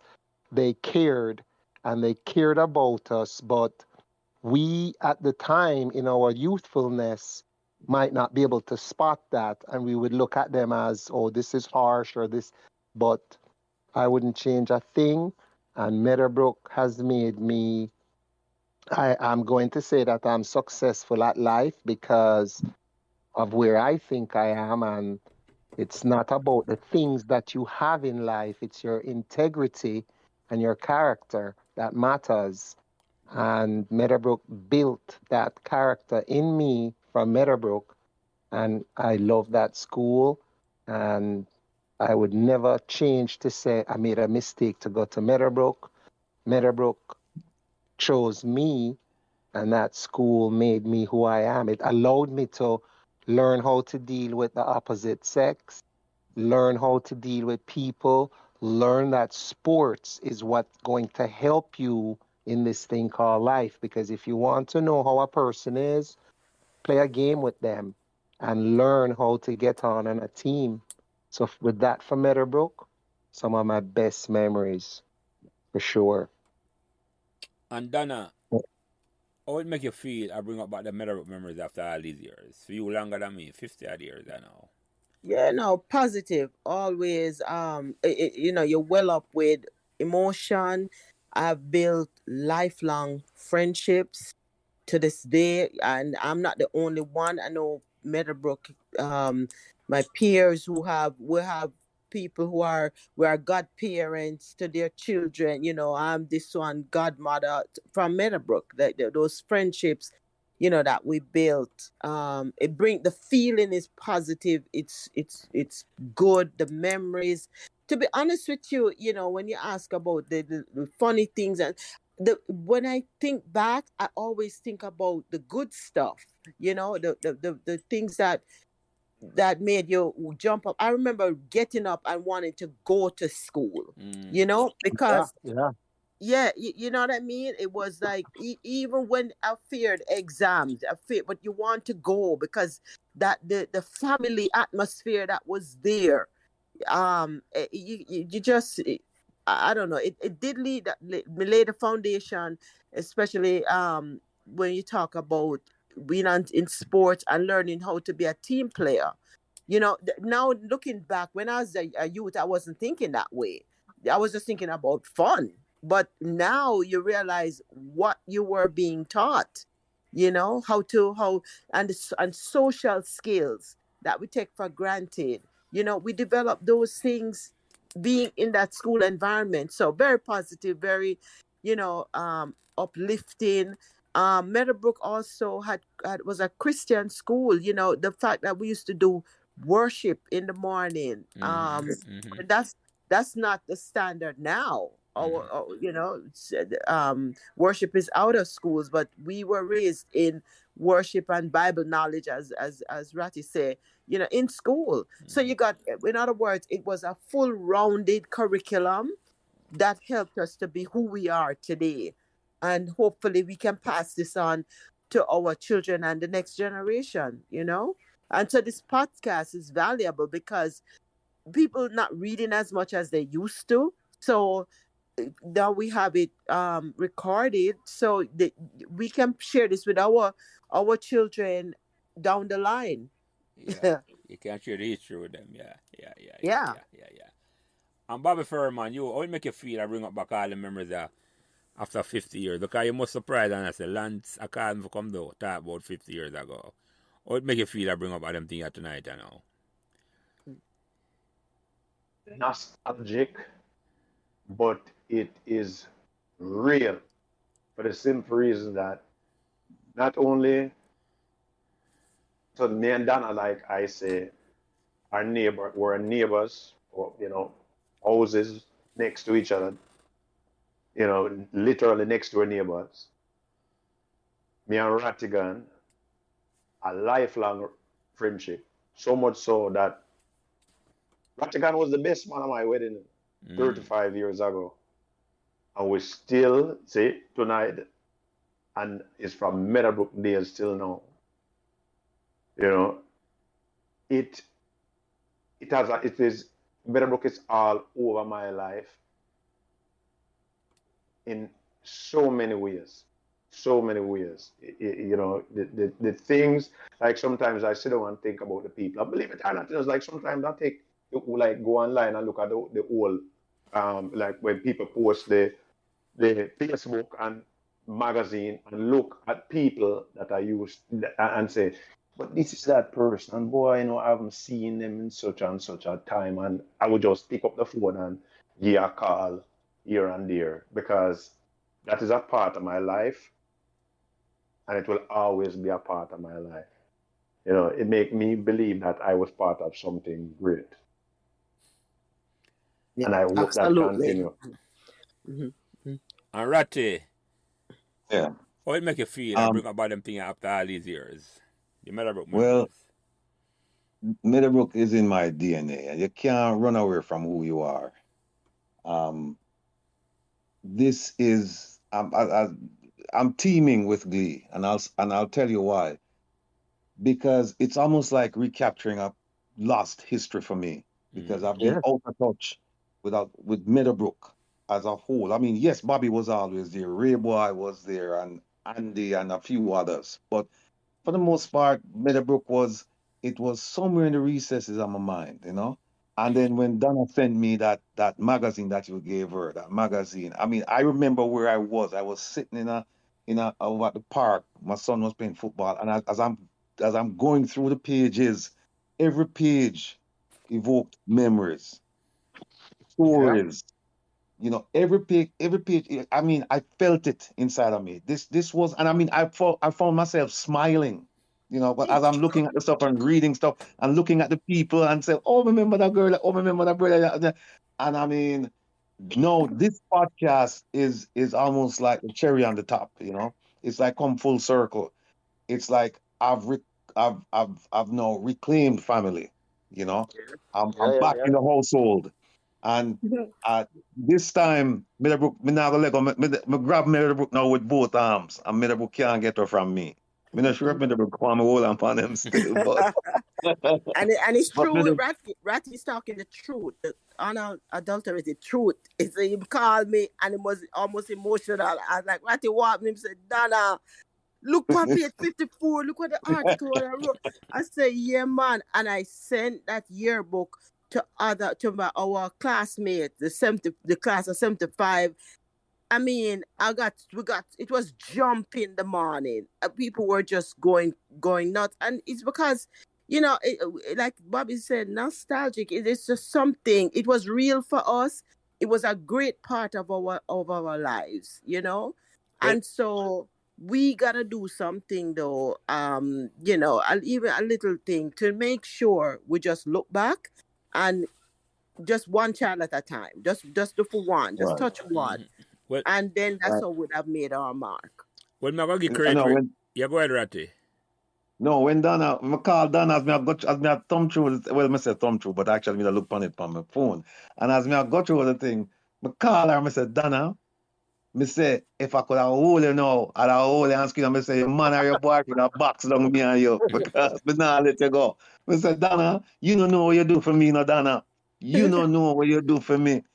I mean, it evoked so many good memories. And to be honest with you, I don't have no bad memories of Meadowbrook. Even the so-called bad things, they were good because they fortified me. There were experiences, there were Exactly. lessons, and I learned from them. So me not have nothing bad to say about Meadowbrook. No, I shouldn't say it that way. Me have everything good to say about Meadowbrook.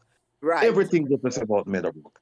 You know. So yeah, just want to thank you again for this podcast moment, yeah. And I hope we don't lose touch. Slowly but surely, we are returning to our maker. But for those who are still here, we need to cling on to each other because this is who we have right now.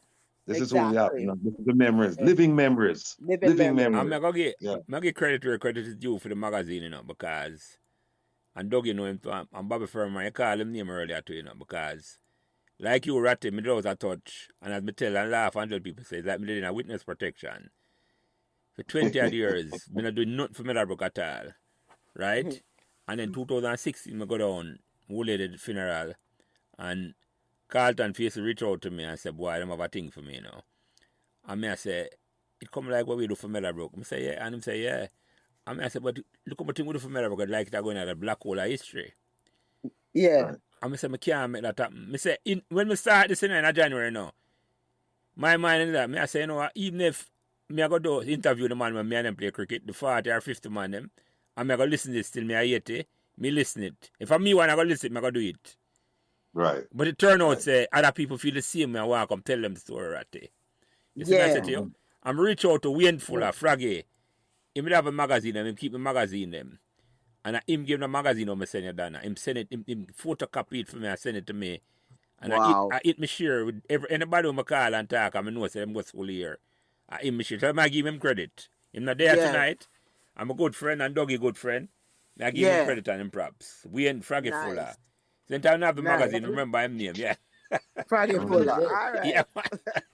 Can't forget There's it. another guy, Gary Steed. I think him in Atlanta too. He keeps an archive of the yearbooks and things. And Marcia Cowan, I have to call her name.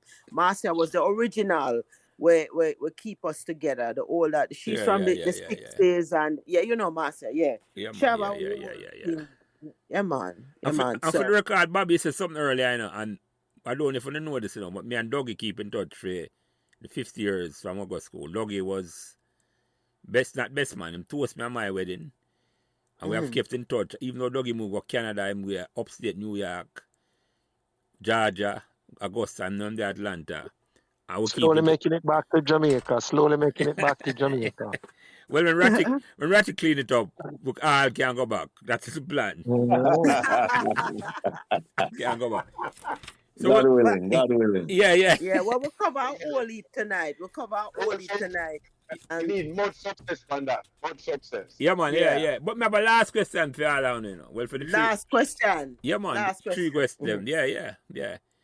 I'm going to start with you, Bobby Ferryman. What made Meadowbrook magical? That's easy, man. You sure what I talked about?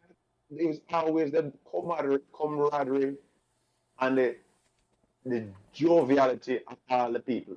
Remember what you used to think, we all talk about it years ago. How people used to talk at lunchtime or stand up outside of the cafeteria and after school at evening time. School over, then you used to have to send the prefect and send out of the school. You remember that? They'll tell us your time to go home. Because you don't want to go home because the school was like a magnet to people. When you go to school, it's just like what I say, it was structured, but it was welcoming. And you're not being chastised and brutalized or nothing. You are always, think about it, but you were loved and cultivated in the school. Because the teachers, even though I don't remember a teacher where did me wrong in any way. It's always some form of talking and encouragement, even when we do bad things. So I think that's what made it magical. The fact that you were literally in a cocoon in Meadowbrook, because you never, all the things that was going on around, never really affect us when you're in school. You're in school, you're protected every day. Yeah, man. Yeah. It's like a home away from home. Yeah. Yep. You don't want to go home at a matter of fact. You're right about that, Bobby. You don't want to go home at all. It's true. It's true. Yeah. And for you, Yeah. Donna, what made Meadowbrook magical? Magical was I think the friendships that I made, you know, both on the faculty and with my fellows, fellow students, my peers. You asked earlier in the podcast about favorite song, and it finally come back to me. You remember you got Bad Boy in your underpants? Yeah. You got Bad Boy. But finally, because I remember a school trip that we used to go with school trip, man, and we're coming back and we are singing like crazy. We have the radio play and thing there, and I just bring a big smile on my face. You know what I mean? I It remember was a magical place. Magical, man. Yeah. Lifelong friendships, man. I mean, Yeah. Are you Ratty? Well, What for made me, the Meadowbrook question magical? is, Yeah. yeah, for me, the question, it was magical. So the question for me is, how magical was it? And like Donna, Bobby said, I mean, the faculty, the camaraderie, the people, the location, the small class size, the whole thing. But I tell you how magical Meadowbrook was. Look at how many people from different schools used to come congregate at Meadowbrook. Mm-hmm. Of course, you girls were a part of it. The allure, part of the allure was the girls. But there were a lot of people who came from different schools to come to Meadowbrook. A Yeah. lot of guys, they transplanted KC guys, transplanted Calabar guys, and then evening yeah, time, like you said, it was like the big yard. Nobody, everybody congregated. People that play domino, people that play football, people that play table true. tennis, people. I mean, Meadowbrook was the spot, you This, know, and yeah, you felt safe there. You felt safe. you I felt felt safe. safe there. Yeah, Yeah, man. Yeah. it was our So, village, our village. And Yeah, them time our village they indeed. time never have the big wall, and we still feel safe. Exactly. So for me, it was an extremely magical place, and a yeah. place that I hope the magic will continue to shine, and that the students there now and the ones to come, that they'll find the same kind of magic that we found in Meadowbrook, and that they'll pass it on to their kids and their kids' kids and so on and so forth. Because that place is, you kind of hope that nothing lasts forever, but you kind of hope that, yeah, it should. It And if there's should. one place that should last, it's Meadowbrook. Meadowbrook, yeah, Yeah. definitely. Well, lady, sorry, and gentlemen, and if anybody have any closing remark, them want to give, I want to thank you. I don't know if anybody have any closing remarks that I want to say. I didn't want to say final word. Closing remarks that I prefer. Bobby, you have any Yeah. closing remark? Yeah, Mhm. Donna, Yeah, thank you for Ratty keep saying that me and you put it together, but it's not me and you, it's you, and I appreciate you for linking up with Lance and putting this together. I mean, we three talk in different capacities all the time. Me and you talk on a regular basis, Donna. Me and Ratty yes, don't talk as regular as we used to, but we're working on things together.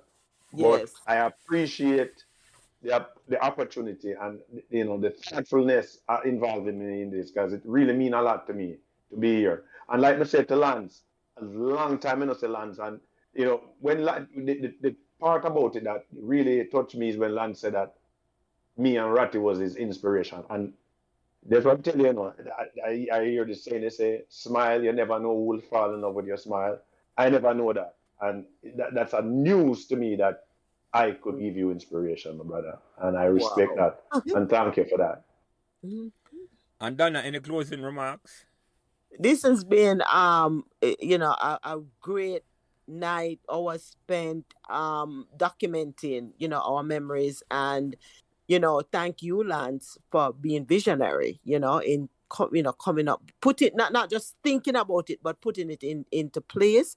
Because where you start now, this is just a tip of the iceberg. I think with technology and everything, these memories are gonna go a long way, and hopefully, we'll inspire the current students and other past students to get involved. So thank you for the kind words from Ratty and Bobby, but especially thank you, Lance, for making this possible, and for meeting. Is it Dougie? Yep, yep. Yeah, yeah, a pleasure. us all coordinating on this great project here. This good, it's wonderful. Thank you so much. Yep, And Ratty, make us say absolutely. a last word about just name waiting name again. Because we have to go to that now. Your program we have start next week. Reason with Rattigan. Reason with Rattigan. Yeah. On Reggae Global. Reggae Global.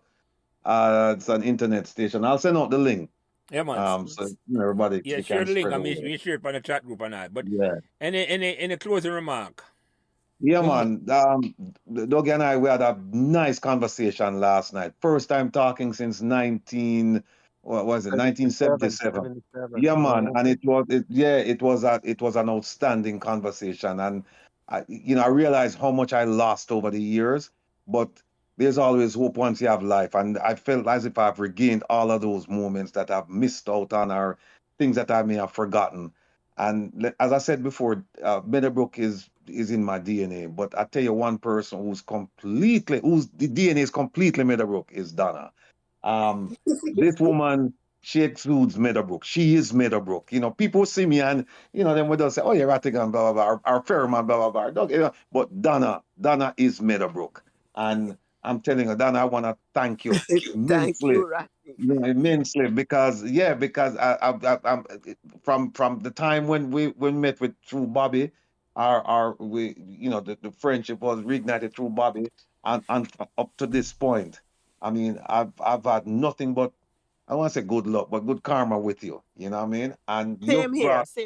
Feeling is you mutual. brought so much joy. Yeah, you brought and I know it's turning into a Donna thing, but it should be because at this point, because I tell you, she's such a warm, loving, caring, bright, attractive woman that I mean it's I remember the last time I saw you, Donna, was at the last gala where 2018. yeah, when was the guest speaker, Ragashanti. Right. Was it Ragashanti. Yeah. Oh, yeah. yeah. But 2019. Yeah. yeah, but I'm telling you, Donna make you feel like when you're there around Donna, you feel like you're the only person in the world. That's what I tell her. I said, I'm well, a Shabba man mother. and I'm things a like that. mother. Right, If Bobby? if Shabba man, me I tell you, he must jealous because when she there on her peeps, them she make everybody feel special. Everybody feels special. I And love Jelly, people. I love yeah, people. I love my Meadowbrook people. That are well, the it truth. Just shows. love. It shows. It shows. 10 years I stay with the Alumni Association in New York, and me tell you, these people, we fight, because we're a family, we love and we fight, but we get things done. I know you talked to Nadine, she came on, and I stay because they get things done, and I believe in what I'm doing. And yet, Ratty me always I call them and I beg and I say, you can do this Bobby and thing. And because I know that what we got, we can't just keep it to ourselves, True. Yeah, True. we have to pass it on. So thank you for the kind words. I'm Yeah, humbled. man. She's a beacon. She's a beacon of hope, man. Hope springs eternal, brethren. And we just want to thank you again, Jelly, for putting on this tremendous program, yeah, and bring back the memories. Yes. And like Mr. Doug and I, we had a wonderful conversation last night. And Bobby Ferryman, as him say, he and I were working on a few things. So we talk to Bobby all the time. You know, see Bobby as often because Bobby get rich and switch, but I'm still a Meadowbrook man. I'm still a Meadowbrook man. I still love him like life. I'm a brother. So Yeah, I'm hope to man. see him. And Bobby knows the reason why I not see him too because of COVID, because I go to New York and catch COVID and just now go back. So, but again, Hey, thanks to all of you. And it's been a pleasure. And I look forward to meeting each and every one of you, individually or collectively. Yeah, man. Yeah, Thank man. you. Thank you, Ratty. All right, alrighty. man. And All right, Dougie, any guys. closing All right, remark, Donna. Dougie? Here. No, it's all good. The best memories are our youthful memories because we didn't have anything and we see each other for how the person is. And the best friendships will always be made when you're in school. And Yes. these friendships continue. And it is just, we're blessed that we're still upright and on this earth. And for those who are not here, may their soul rest in peace, and the memories, that's what we will live with all of our lives. Yeah. All right. All Well right. said. Well, Well said. lady, Donna Whyte Philibert, Bobby Yes. Ferryman, Wilfred, I'm going to roll it off like out of you, Rattigan. Mm.